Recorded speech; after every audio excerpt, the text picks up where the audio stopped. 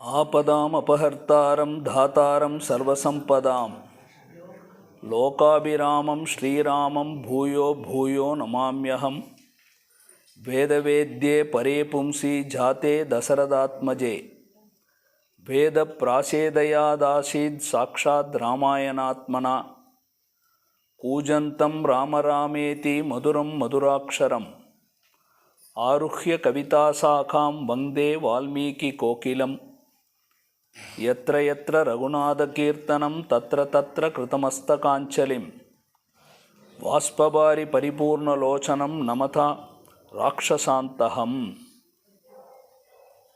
பிரக்யாத வீரியஸ்ய ரஞ்சனீயஸ்ய விக்ரமைஹி.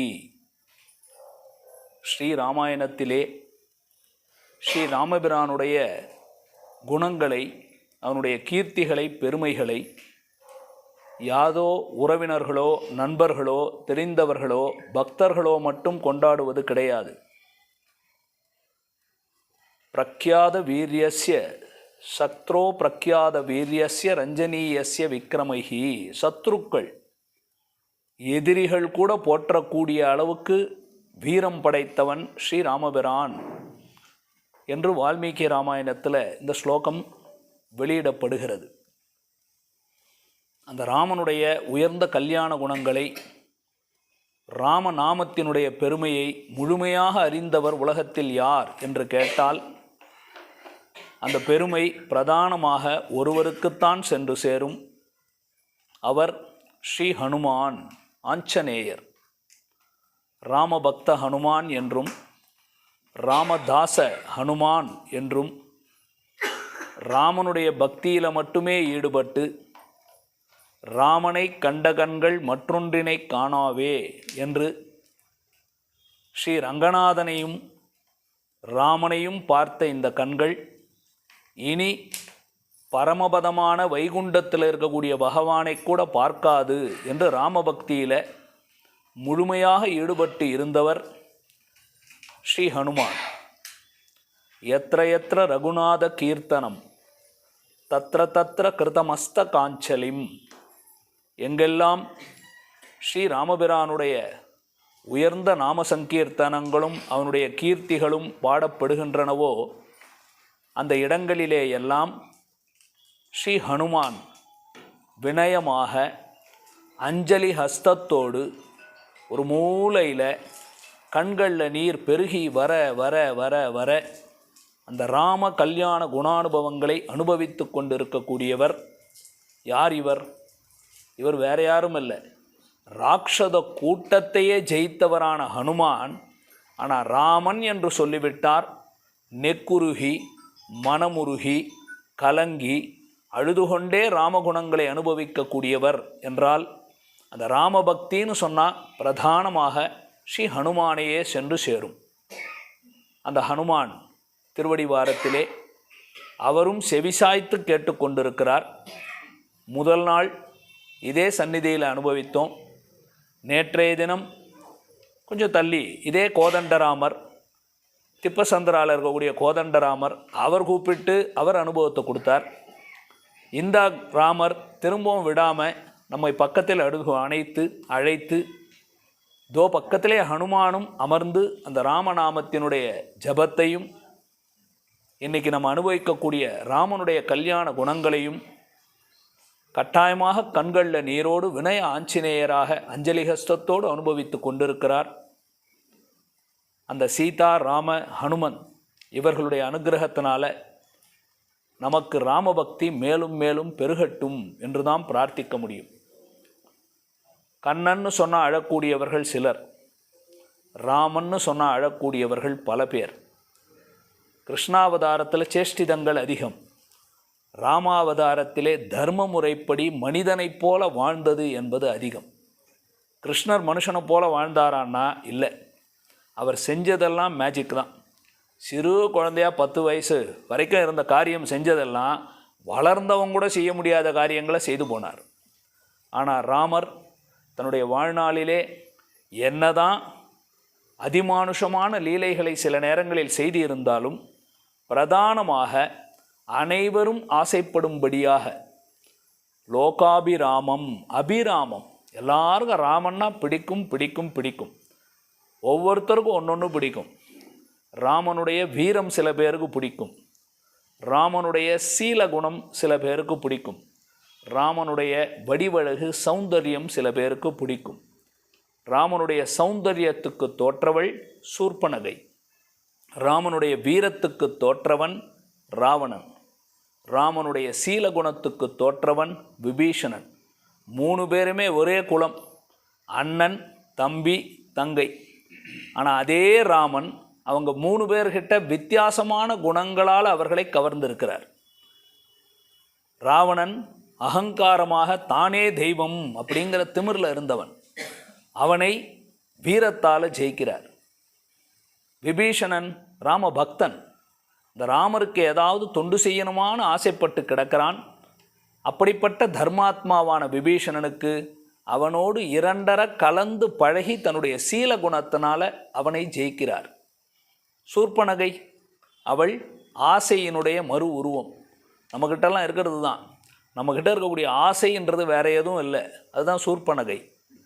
நம்மக்கிட்ட இருக்கக்கூடிய கோபம் ரஜோகுணம் எதுன்னா வேறு எதுவும் கிடையாது, அதுதான் ராவணன். நம்மக்கிட்ட எப்போ ஒரு தடவை சத்துவகுணம் தலையெடுக்குமே, காலையில் தூங்கி எழுந்த உடனே ஒரு 4:30 மணிக்கு என்றைக்கோ ஒரு நாள், அதுதான் விபீஷணன். நம்மக்கிட்டே இந்த 3 குணங்களும் இருக்குது, ராஜச தாமச சத்துவகுணங்கள். அதில் சத்துவகுணத்தின்படி விபீஷணனைப் போல நாம் வாழ வேண்டுமே தவிர ராவணனைப் போலவோ அல்லது சூர்பனகையைப் போலவோ ஆசையினாலும் வெறியினாலும் வாழக்கூடாது. அதுதான் அந்த 3 பேருடைய அழகான வாழ்க்கை தத்துவத்திலே நமக்காக பெரியவர்கள் எடுத்து காட்டியிருக்கிறார்கள். ராமனுடைய குணங்களை பலவிதமாக அனுபவிக்கலாம். அதுக்கெல்லாம் சேர்த்து சுருக்கமாக சம்மரைஸ் பண்ணி ஆரம்பத்திலேயே வால்மீகி மகரிஷி நமக்காக ஒரு 16 கல்யாண குணங்களை பட்டியலிட்டு, இந்த 16 கல்யாண குணங்கள் உலகத்தில் யாரிடத்தில் ஒரு குணமாவது இருக்குமா அப்படின்னு கேட்க, நாரதர் நீ கேட்ட ஒவ்வொரு குணமுமே கிடைக்கிறதுக்கு அரிது, ஆனால் இந்த 16 குணங்களுமே ஒரே ஒருவனிடத்தில் இருக்கிறது, அப்பேற்பட்டவனை பற்றி சொல்லுகிறேன் என்று இஷ்வாகு வம்ச பிரபவா ராமோ நாம ஜனைஸ்ருதா என்று சொன்னார் என்று ரிஷிகளெல்லாம் எப்படி ராமனை கொண்டாடினார்கள் என்பதை முதல் நாள் அனுபவித்தோம். நேற்றைய தினம் ரிஷிகள்னா முனிவர்கள், அவங்கெல்லாம் தியான மார்க்கத்தில் இருக்கக்கூடியவர்கள், அவர்கள் பகவானை கொண்டாடுகிறார்கள்னா என்ன சாமி பெருமை? நம்ம போல சாதாரண மக்கள், மனிதர்கள், பொதுமக்கள், ஜனங்கள் அவர்களெல்லாம் கொண்டாடினார்களா? நேற்றைக்கு பார்த்தோம். ராமன் ராஜ்யம் இவனுக்கு முடிசூர அரசு கொடுக்கப்பட வேண்டும், யுவராஜ்ய பட்டாபிஷேகம்னு சொன்ன உடனே எப்படியெல்லாம் ராம குணங்களை கொண்டாடினார்கள் மக்கள் அப்படிங்கிறத முதல்ல பார்த்தோம். அதற்கடுத்தபடியாக பட்டாபிஷேக கோலத்தில் பார்க்க வேண்டிய ராமன் காட்டுக்கு போகிறான் அப்படின்ன உடனே ஆனந்தத்தின் உச்சியில் இருந்த மக்கள் எப்படி சோகத்தின் உச்சிக்கு போனார்கள், எப்படியெல்லாம் கலங்கி அழுது கொண்டு ராமன் தேரோடு செல்லும்போது அவன் தேர் பின்னாலேயே போனார்கள், என்னென்ன சொல்லி கொண்டு போனார்கள் என்பதையெல்லாம் நேற்றைக்கு நிதானமாக பார்த்தோம்.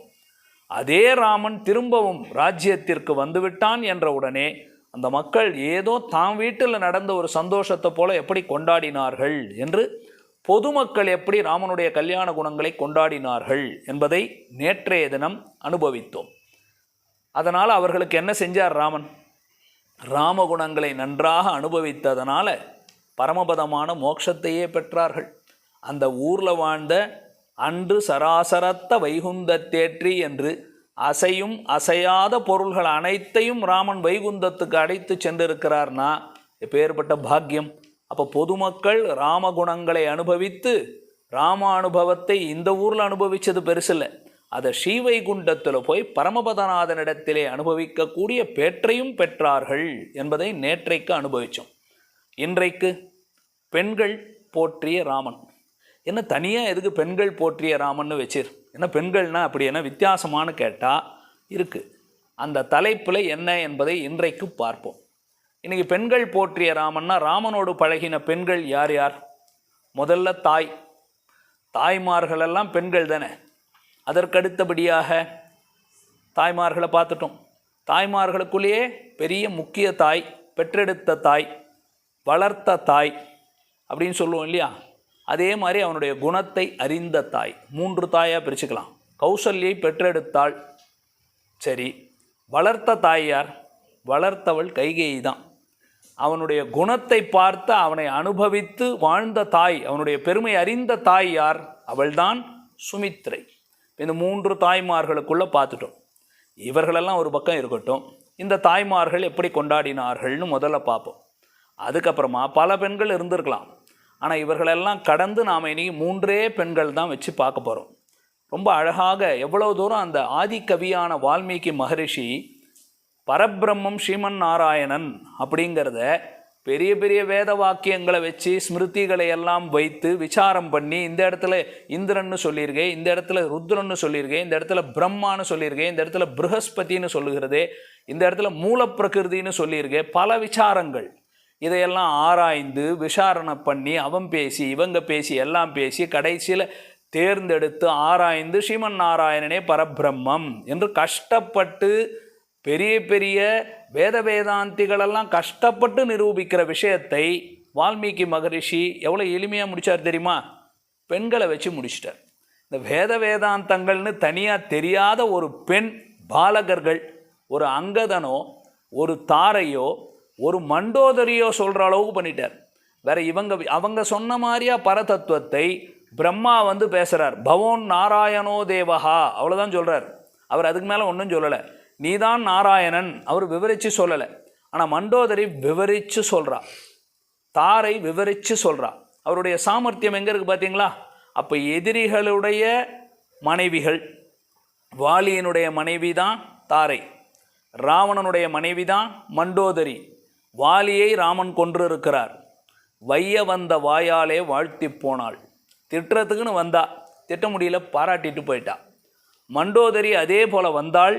தன்னுடைய பெரிய வீரனான வரபலம் பெற்ற புஜபலம் பெற்றவனான ராவணன், ஒவ்வொருத்தனுக்கும் 2 தோள்னா இவனுக்கு 10 தலைகளை வைத்து கொண்டு பெரிய பலத்தை வைத்து கொண்டு தனக்கு நான் தான் பெரியவன் என்ற அளவுக்கு சிவபெருமானுடைய கைலாய கிரியையே அசைக்கக்கூடிய அளவுக்கு சக்தியோடு இருந்தவன். அவன் மாண்டு போய் விழுந்து கிடக்க மண்டோதரி திரும்பவும் அதே போல் அவனை வைய வேண்டும்னு வருகிறாள்.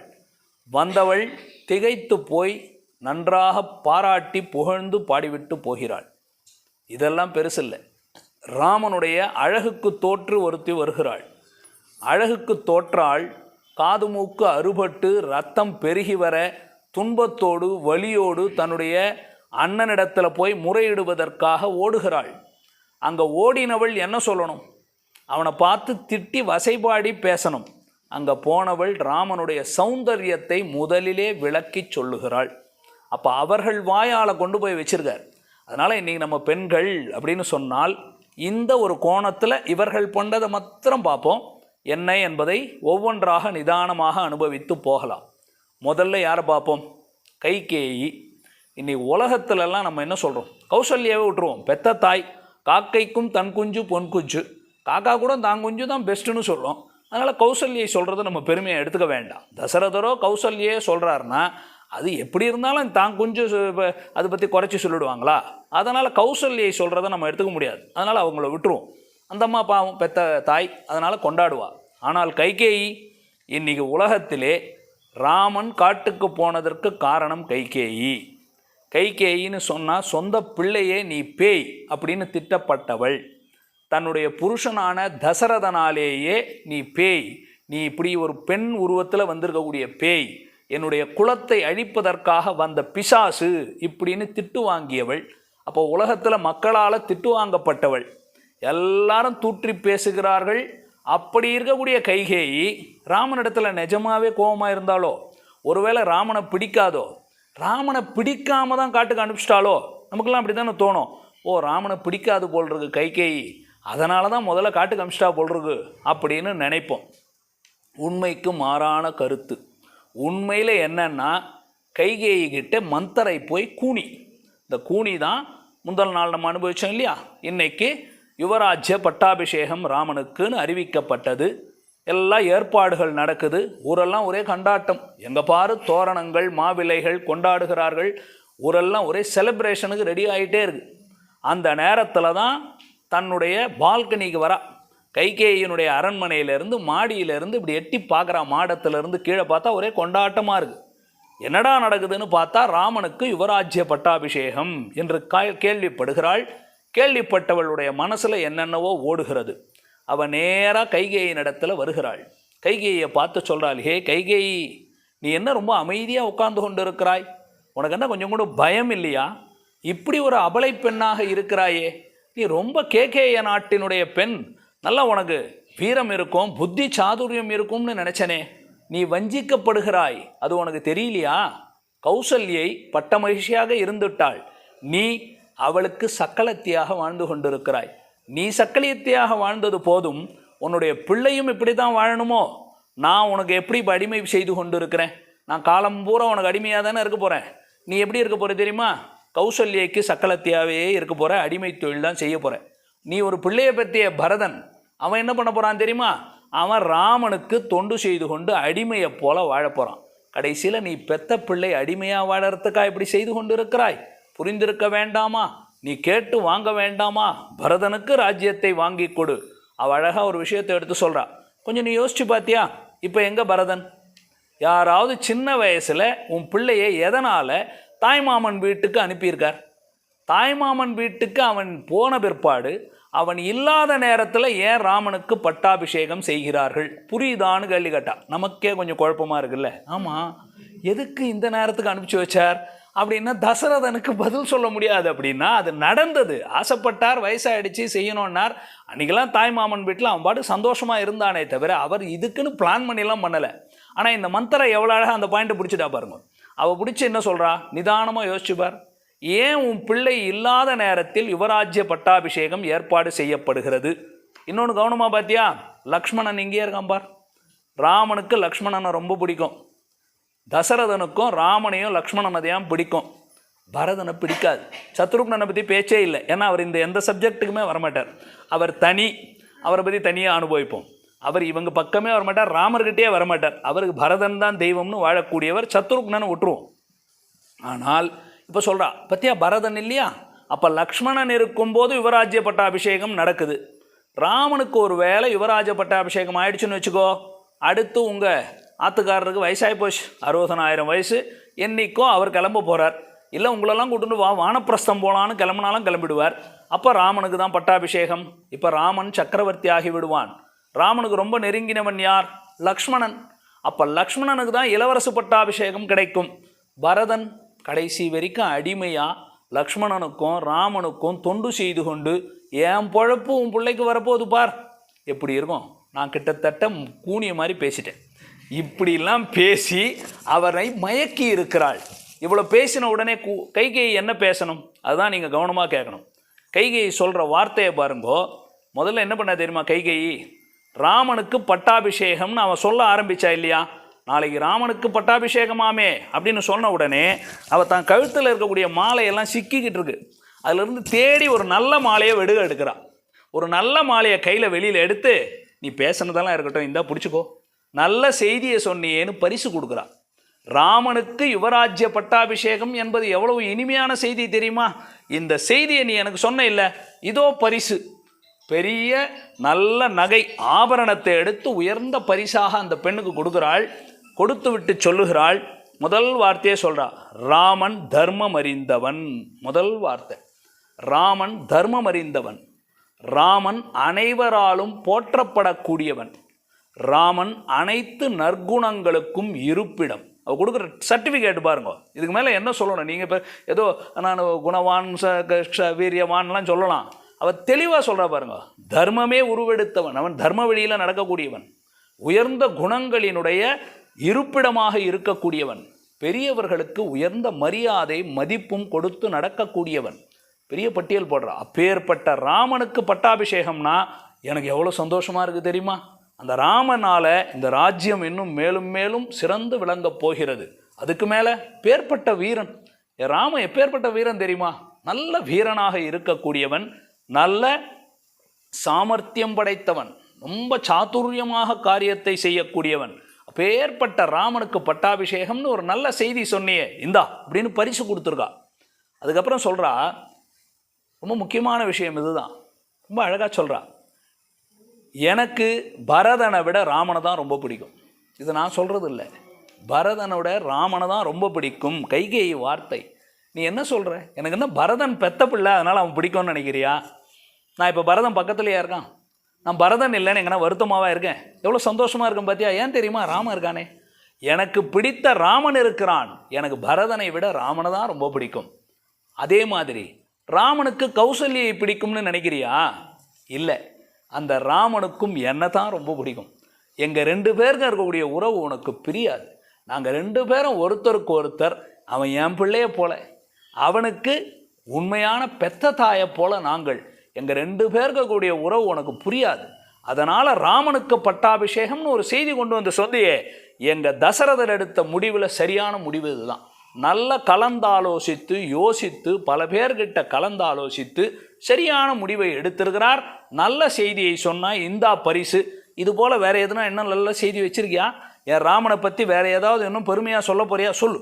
ராமனை பற்றி பெருமையாக பேசுகிறத விட்டுட்டு உனக்கே இப்போ பொறாமை? அவள் அழகாக பேச சொல்கிறா பாருங்க.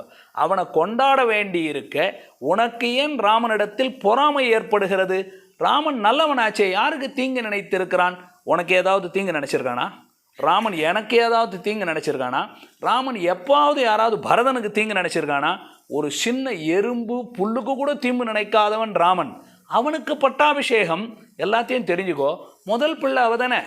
யார் மூத்த குடிமகனோ மூத்த பிள்ளையோ அவனுக்கு தானே பட்டாபிஷேகம். அப்போ இந்த வம்சத்தில் தசரதருக்கு மூத்த பிள்ளையாக அவன்தான் பிறந்தான். எப்படி பார்த்தாலும் அவனுக்கு தானே பட்டாபிஷேகம் பண்ணணும். இது ஆனந்தப்பட வேண்டிய விஷயம். நீ எதுக்கு துக்கப்படுகிறாயினே எனக்கு தெரியலையே, ஏன் இப்படி வருத்தப்படுகிறாய்? மனசை மாற்றிக்கோ, ரொம்ப கெட்ட புத்தி பிடிச்சவளா இருக்கே அப்படின்னு பேசுகிறாள்.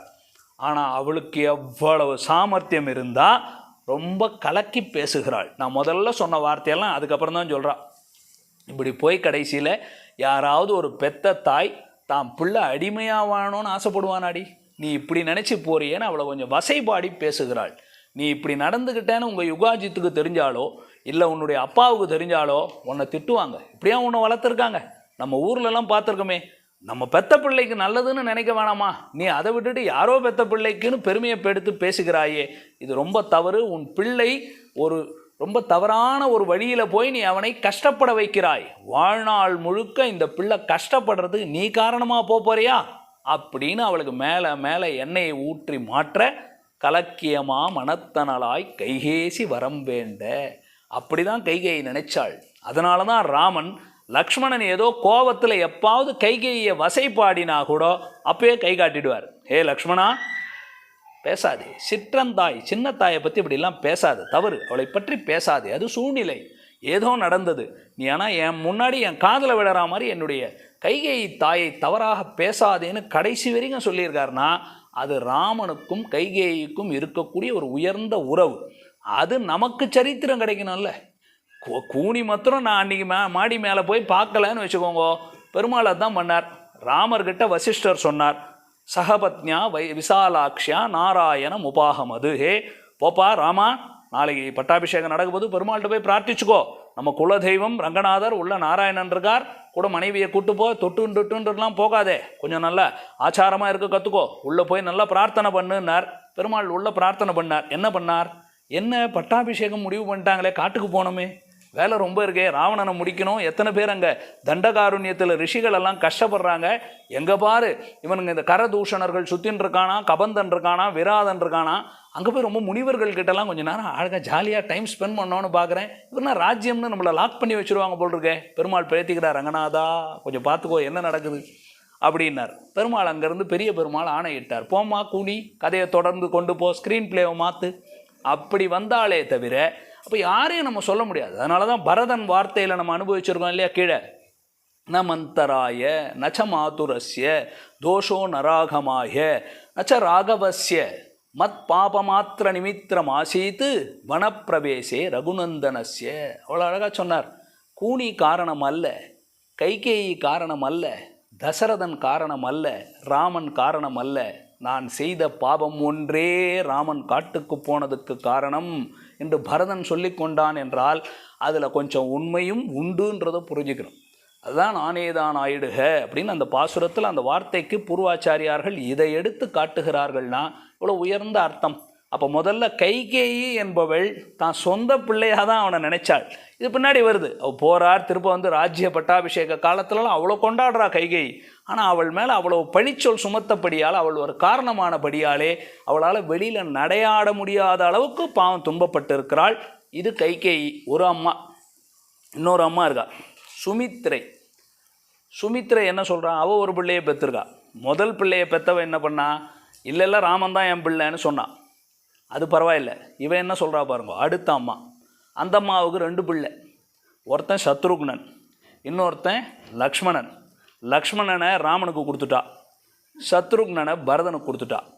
அம்மா நீ பெத்தைய 2 பிள்ளைகளை எதுக்கு பெத்த அப்படின்னு கேட்டால், பகவானுக்காக ஒருவன், பக்தனுக்காக ஒருவன். ஒரு தாய்னா எப்படி இருக்கணும் இல்லை, இப்படி ஒரு தாய் உலகத்தில் கிடைக்குமா? பெத்தது 2 பிள்ளை. முதல் பிள்ளை யாருக்குடா, பெருமாளுக்கு ஒரு பிள்ளை, அவருக்கு தொண்டு செய்யறதுக்கு. இன்னொன்று யாருக்குடான்னார், பெருமாளுக்கு இல்லை, பாகவதன் அடியவன், அடியவனுக்கு தொண்டு செய்யறதுக்கு ஒரு பிள்ளை. 2 பிள்ளைகளை பெற்றெடுத்து கொடுத்தாள் இல்லையா, அப்படி கொடுத்துட்டா. ஒரு பிள்ளை இங்கே பரதன் போன உடனே என்ன பண்ணிட்டா, நீ கூட போடா. பரதனுக்கும் அங்கேயும் சம்பந்தமே கிடையாது. யுகாஜித் என்பவன் பரதனுடைய தாய் மாமா. சத்ருக்னனுக்கும் அதுக்கும் கனெக்ஷனே கிடையாது. சத்ருக்னன் கதையே வேற. ஆனால் சத்ருக்னன் ஏன் கூட போனான், அப்படி அட்டாச் பண்ணி வச்சிட்டா. சின்ன வயசில் வந்து இந்த அம்மா இந்த 2 குழந்தைங்களுக்கு என்ன சொல்லி வளர்க்குறா, லக்ஷ்மணனுக்கும் சத்ருக்னனுக்கும் சொல்லி கொடுக்குறது என்னென்னா, அடிமையாக இருக்க கற்றுக்கோ. என்ன சொல்லி கொடுக்குறா, அடிமையாயிரு அடிமையாயிரு அடிமையாயிரு. நாம் சொல்லி கொடுப்போமா, தோலை நிமித்துறா, சண்டை போடுறா, போடா என்னடா அப்படின்வோம். அந்த அம்மா என்ன சொல்லி வளர்க்குறா, பாகவத சேஷத்துவம் பகவத் சேஷத்துவம். எவ்வளோ உயர்ந்த கருத்து பார்த்தீங்களா. ராமாயணம்ன்றதுன்னு சாதாரண காவியமா, எவ்வளவு கருத்துக்கள் நிறைஞ்சிருக்கு பாருங்க. 2 குழந்தைய பெத்தா, ஒரு குழந்தைக்கு கற்றுக் கொடுக்குறா, டேய் பகவத் சேஷத்துவம், ராமனுக்கு அடிமை அடிமை அடிமை அடிமை. அவன் கேட்டான், அம்மா எனக்குமா என்ன எதுக்குமா பெத்த, அந்த ராமனுக்கு தொண்டு செய்வதற்காகத்தான் உன்னை பெத்தண்டான்ட்டான். இதே வார்த்தை தான் சொல்கிறேன். உன்னை எதுக்கு பெத்தேன்னு தெரியுமா, அந்த ராமனுக்கு தொண்டு செய்து கொண்டு ராம கைங்கரியத்துக்காக உன்னை பெத்தேன். சத்ருகுணம் கேட்கவே இல்லை, நீ ராமன்லாம் எனக்கு பிடிக்காது. ஏண்டா, பரதன், ராமனே தெய்வம்னு இருக்கிற பரதன் தான் எனக்கு சுவாமி, நான் அவருக்கு தான் தொண்டு பண்ணுவேன். ரொம்ப சந்தோஷம்டா. நீ பாகவத சேஷத்துவம் உனக்கு, பகவானுக்கு சேஷத்துவம் இவனுக்குன்னு 2 பேரை பிரித்து சொல்கிறா. உன்னை கர்ப்பத்தில் சுமந்தது எதுக்கு தெரியுமாடா லக்ஷ்மணா, அந்த பகவான் ராமனுக்கு தொண்டு செய்வதற்காக, அடிமை செய்வதற்காகத்தான் உன்னை பெற்றிருக்கிறேன் அப்படின்னு சொல்கிறா.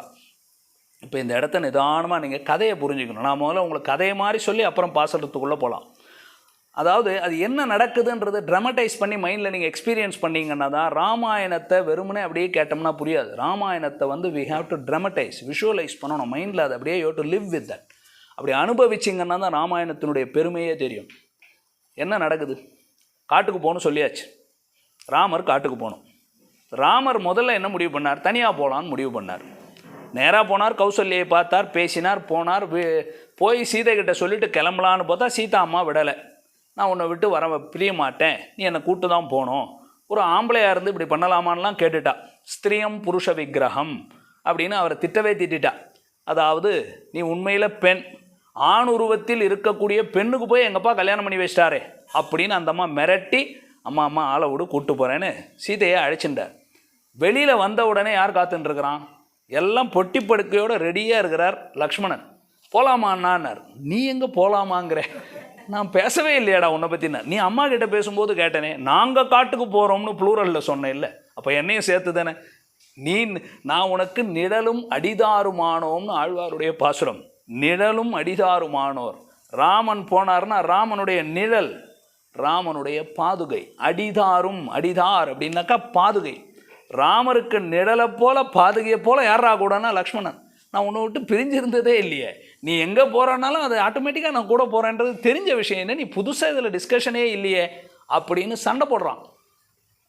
ராமர் இடத்துல நீ என்னை காட்டுக்கு கூட்டு போகணும் அப்படின்னு அடம் பிடிச்சு தானே வரான். பவாம்ஸ்து சஹ வைதேஹ்யா கிரீசானுஷு ரம்சதே அகம் சர்வம் கரிஷ்யாமி ஜாகிரத ஸ்வபதஸ்யதே. அடித்து சொல்கிறான் ராமன் இடத்துல. பவாம்ஸ்து சஹ வைதேஹ்யா, நீ வைதேகி அப்படின்னா விதேக ராஜகுமாரியான சீதா பிராட்டியோடு எங்கே மலை தாழ்வரைகளிலேயோ நதிக்கரைகளிலேயோ காடுகளிலேயோ அவளோட நீ சந்தோஷமாக உல்லாசமாக இருக்கும்போது உனக்கும் என்னுடைய மன்னியாருக்கும் அனைத்து விதமான தொண்டுக்களையும் நான் செய்வேன்.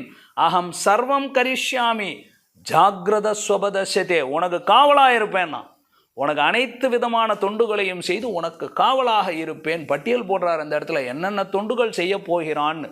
அப்போ சண்டை போடுறான். அப்போவும் ராமன் ஒத்துக்கலை, திருப்பி திருப்பி பேசுகிறார். நான் யோசிச்சு பாடுறா லக்ஷ்மணா, நானும் போய் நீயும் கிளம்பிட்டா பரதனும் இல்லை சத்ருக்னனும் இல்லை, அப்பா எந்த நிலைமையில் இருக்கார், நம்ம தாய்களெல்லாம் என்ன நிலைமையில் இருக்காங்க, எப்படி ராஜ்யத்தை இப்படி விட்டுட்டு போக முடியும், புரிந்து கொள், இரு, நான் இதோ 14 வருஷம் முடிச்சுட்டு வந்துடுறேங்கிறார். ஒத்துக்கலாவன் காலை கட்டியாக பிடிச்சுட்டான். சப்ராத்து சரணவுகாட்டம் நிபீட்டிய ரகுநந்தனஹா சீதாமுவாச்ச அதியசா ராகவஞ்ச மகாவிரதம். கெட்டியாக காலை பிடிச்சுட்டான். சப்ராத்து சரணவ் காட்டம், கெட்டிய ராமனுடைய திருவடி தாமரைகளை பிடித்து கொண்டு, அப்பா கிட்ட காரியம் ஆகணும்னா குழந்தைங்க என்ன பண்ணி தெரியுமா, அப்பாவை கெட்டியாக பிடிச்சிக்கும், அம்மாவை பார்த்து சொல்லும், அம்மா சொல்லுமா அப்பா கிட்ட. அதுபோல் லக்ஷ்மணன் ராமனை கெட்டியாக காலை பிடிச்சிக்கிறான். ஒருவேளை விட்டுட்டு போயிடுவாரோன்னு பயம். ராமன் சுதந்திரன், திடீர்னு முடிவு பண்ணிட்டு, அவர் சொல்கிற காரணம் வேற, முக்கியமான காரணம், ஊரில் ராஜா இல்லை, விட்டுட்டு போயிட்டார்னா அவரால் நினச்சி கூட பார்க்க முடியல லக்ஷ்மணனால். ராமன் இல்லாத இடத்தில் நாம் இருக்க முடியுமா, லக்ஷ்மணன் உயிரோடு இருக்க முடியும்னே தோணலை. பயந்துட்டார் லக்ஷ்மணன். ஐயோ என்னை விட்டுட்டு போயிடுவானோ எங்கள் அண்ணன், அவன் சொல்கிறத பார்த்தா ரொம்ப லாஜிக்கலாக இருக்கே, ஜஸ்டிஃபையபிளாக இருக்கு, என்னை விட்டுட்டு போயிட்டானா எங்கள் அண்ணன்.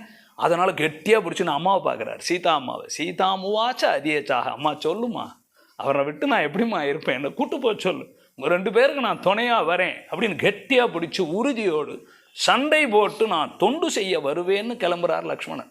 அப்போ லக்ஷ்மணன் இப்போ வரைக்கும் நான் சொன்னது வரைக்கும் உங்கள் மனசில் என்ன பதிஞ்சிருக்கும், கட்டாயமாக லக்ஷ்மணன் ராஜ்யத்தில் இருக்க ஆசைப்படவில்லை. இங்கே யாருக்காவது சந்தேகம் இருக்கான்? அதனால தான் இவ்வளோ டைம் எடுத்தேன். அவருக்கு எல்லளவும் நான் ராஜ்யத்தில் இருக்கணும், எங்கள் அண்ணன் கிளம்பிட்டார், எனக்கு அடுத்து ராஜ்யம் கிடைக்கிறதுக்கு சான்ஸ் இருக்குது அப்படின்லாம் நினைக்கவே இல்லை. அவர் பாட்டுக்கு அவர் பின்னாடி நான் தொண்டு செய்ய போகிறேன்னு தான் இருக்கார். இப்போ ஊருக்கு கிளம்பணும். நேற்றுக்கு பார்த்தோம்ல, ராமன் போகிறார், கௌசல்யா கிட்ட பேசிட்டார், எல்லாம் பேசியாச்சு. கடைசியில் லக்ஷ்மணன் தேரில் ஏறணும், எல்லாம் போகிறதுக்கு முன்னாடி தன் தாய்கிட்ட போகிறான். சுமித்திர இடத்துல விழுந்து சேவிக்கிறான். தாயே சென்று வரட்டுமா அப்படின்னு விழுந்து சேவிக்கிறான். மனைவியை பார்த்ததா சரித்திரத்தில் எழுதவே இல்லை. ஊர்மிளை போய் சொல்லிட்டு வரல பொண்டாட்டிக்கிட்டம்மா, 14 வருஷம் இல்லைடா தாய், கொஞ்சம் பார்த்துக்கோ, ராம கைங்கரியம் போய் மறந்துட்டான், கண்டுக்கவே இல்லை. அவைய பேர் பட்டவப்பார் ஊர்மிளை. புருஷன் போகிறான், ஏன் அப்படி விட்டுட்டு போறியே, கல்யாணம் பண்ணிட்டு வந்தே, என்னை விட்டுட்டு நீ பாட்டுக்கு யாரும் அண்ணங்க என்னன்னா அவன் பின்னாடி போறிய, கேட்கல பாருங்கள். அந்த குணங்களெல்லாம் நீங்கள் கற்பனை செய்து பார்க்கணும், எப்படி வாழ்ந்துருக்கிறாங்க அந்த காலத்தில். இன்றைக்கெல்லாம் அது கற்பனை செய்து கூட பார்க்க முடியாது. அந்த ஒரு டாலரன்ஸ், விட்டு கொடுக்கக்கூடிய தன்மை, தர்மத்துக்கு நிற்கும் போது எல்லாரும் துணை நிற்கணும்ன்றதெல்லாம் இன்றைக்கி நம்மளால் கற்பனை செய்து கூட பார்க்க முடியாது. அப்போ விழுந்து அம்மாவை சேவிக்கிறான். அம்மா காட்டுக்கு போயிட்டு வரம்மான்னு.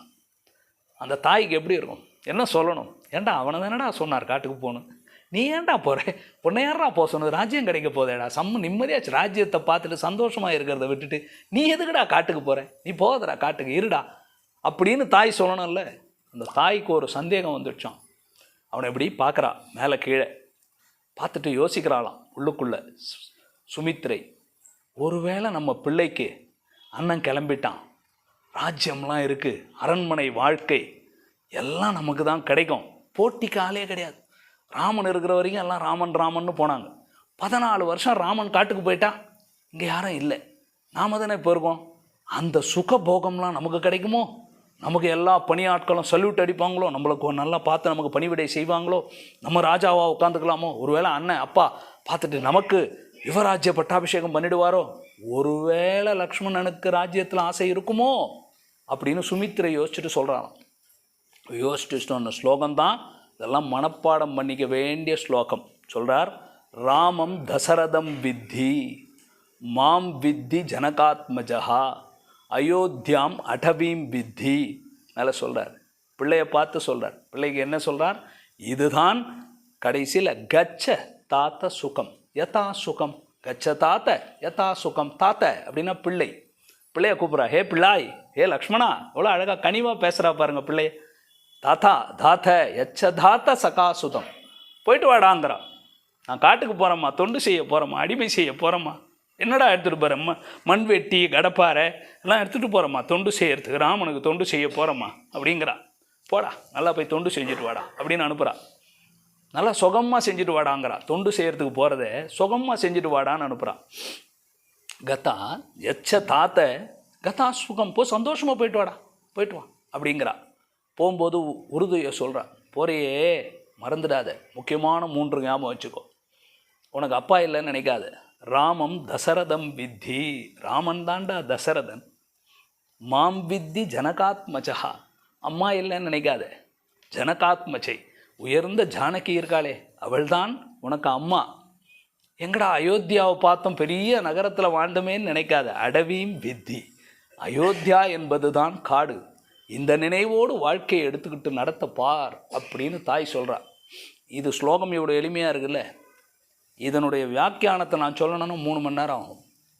10 விதமாக வியாக்கியானம் பண்ணுறார் சுவாமி பெரியவாச்சான் பிள்ளை. இந்த ஒரு ஸ்லோகத்துக்கு 10 விதமான வியாக்கியானம். ஏன் தெரியுமா? ஒவ்வொருத்தருடைய மனநிலை எப்படி இருக்குன்னு யோசிச்சு பாருங்க. அதை வச்சு இந்த அர்த்தத்தை பார்க்கணுங்கிறார். முதல் அர்த்தத்தை என்ன தெரியுமா சொல்கிறா? சின்னது, ஒரு 2-3 அர்த்தம் மாத்திரம் சொல்கிறேன், மனசில் தோணுது, நிறுத்தக்கூடாது. எப்படி ஞாயிற்றுக்கிழமை நான் அவங்க எல்லாருக்கும் முன்னாடியே சொல்லிட்டு சீக்கிரம் வேறு ஆரம்பிச்சிட்டோம். நல்ல இடத்துல இருக்கும், சுகமாக ராமர் திருவடி வாரத்தில் இருக்கும். யாருக்கு கிடைக்கும் இந்த பாக்கியம் இல்லையா? முதல்ல சொல்கிறார், சரீர சம்பந்தத்தால் ஏற்பட்ட உறவுகளை மறந்து விடு, நிருபாதிக சம்பந்தத்தை பற்றி கொள்ளுவாய்னு சொல்கிறாளாம். ஏன் டேய், உங்கள் அப்பா ஏதோ நீ பிள்ளையா பெத்தன்றதுக்காக இந்த ஜென்மத்தில் இவர் அப்பாடா, என் வயிற்றில் பிறந்தேன்றதுக்காக இந்த ஜென்மத்தில் நான் உனக்கு அம்மாடா, இந்த இடத்துல பிறந்தேன்றதுக்காக இந்த ஊர் உனக்குடா. இதெல்லாம் ஒரு காரணத்தினால வந்த சம்பந்தம், சரீர சம்பந்தத்தினால வந்தது தான். தசரதன் அப்பா, இந்த சுமித்ரை என்பவள் அம்மா, அயோத்தியா என்பது வாழப்போகிற பூமி. ஆனால் உண்மையிலே எது? ராமன் தான் பரமாத்மா. இருக்கிறதுலே யார்? ஸ்ரீமன் நாராயணன் தான். நிருபாதிக சம்பந்தம், இயற்கையான உறவு யாரோட? நாராயணனோட தான். அந்த நாராயணனே ராமனாக இருக்கும்போது உனக்கு என்னடா எங்ககிட்ட பற்று அப்படின்னு நமக்கு என்ன சொல்கிறார்? திருமங்கை ஆழ்வார் பாடினது தான். தாயே தந்தை என்றும் தாரமே கிளை மக்கள் என்றும் நோயே பட்டொழிந்தேன். எவ்வளோ எளிமையாக கொண்டு வந்து சேர்க்கணும் பார்த்தீங்களா? பாட்டை அப்படி சேர்க்கணும். அவர் சொன்னது கரெக்டு தானே. எதுக்கடா நீனும் எங்களை பிடிச்சுன்னு இருக்க? ஏதோ முடிஞ்சது இறந்து போனாருன்னா அவர் கிளம்பி போகிறார், நான் முடிஞ்சோன்னே நான் போகிறேன். அடுத்த ஜென்மத்தில் எங்கே யார் அப்பா, யார் புருஷன், யார் மனைவி, என்ன இருக்குது? யார் உனக்கு நிரந்தரமான தந்தை? ஸ்ரீமன் நாராயணன். இதோ ராமனா வந்து பக்கத்தில் நிற்கிறார். யார் உனக்கு நிரந்தரமான தாய்? தோ ஸ்ரீதேவி நாச்சியார், தோ பக்கத்தில் சீதையாக இருக்கிறார். அவங்கள பிடிச்சிக்கோ, என்னையும் பிடிக்கிறாய். அவர்கள் இருக்கக்கூடிய இடம்தான் உனக்கு அயோத்தி. எந்த இடத்துல பெருமாளும் பிராட்டியும் இருக்கிறாங்களோ அதுதான் வைகுந்தம். அந்த இடத்துல இருப்பாய். இது முதல் அர்த்தம். 2வது அர்த்தம் லௌகீகமான அர்த்தம். காட்டுக்கு போகும்போது அம்மா அப்பாலாம் பக்கத்தில் இல்லையேன்னு வருத்தமாக இருக்குமாடா? ஏன்டா, ராமனையே அப்பாவாக நினச்சிக்கோ, சீதையே அம்மாவாக நினச்சிக்கோ, காட்டையே அயோத்தியாவாக நினச்சிக்கோ. இது போல் 2வது அர்த்தம். 3வது அர்த்தம் சொல்கிறார். உங்கள் அப்பா பொன் பேச்சை கேட்டு ஏமாந்து போனாரா இல்லையா? கைகேயி பேச்சை தசரதன் கேட்டு ஏமாந்து போயிட்டார். அதே மாதிரி ராமனும் ஏமாற போகிறார். அவர் பெத்த பிள்ளை எப்படி இருப்பான்? அப்படியான்னார். ஆமாம், உங்கள் மன்னியார் மாயமானை பார்த்து அது வேணும்னு கேட்க போகிறார். இவரும் என்ன பண்ணுவார்? சொல்லி இருக்கணுமா இல்லையா? ஏது மாயமான், தங்கத்துலலாம் மான் இருக்குமான். அவர் ஓட போகிறார். நீ பக்கத்தில் இரு. எப்படி இவர் இன்றைக்கி யாரும் அவருக்கு துணைக்கு இருந்து சொல்கிறதுக்கு ஆள் இல்லை. நீ அப்படி பண்ணிடாதே, நீ கூட இரு, நீ கூட அந்த நேரத்தில் துணைக்கு நில். அவர் அப்படி போனாலும் நீ பக்கத்தில் நில். எக்கச்சக்கமாக சொல்லிகிட்டே போகிறா.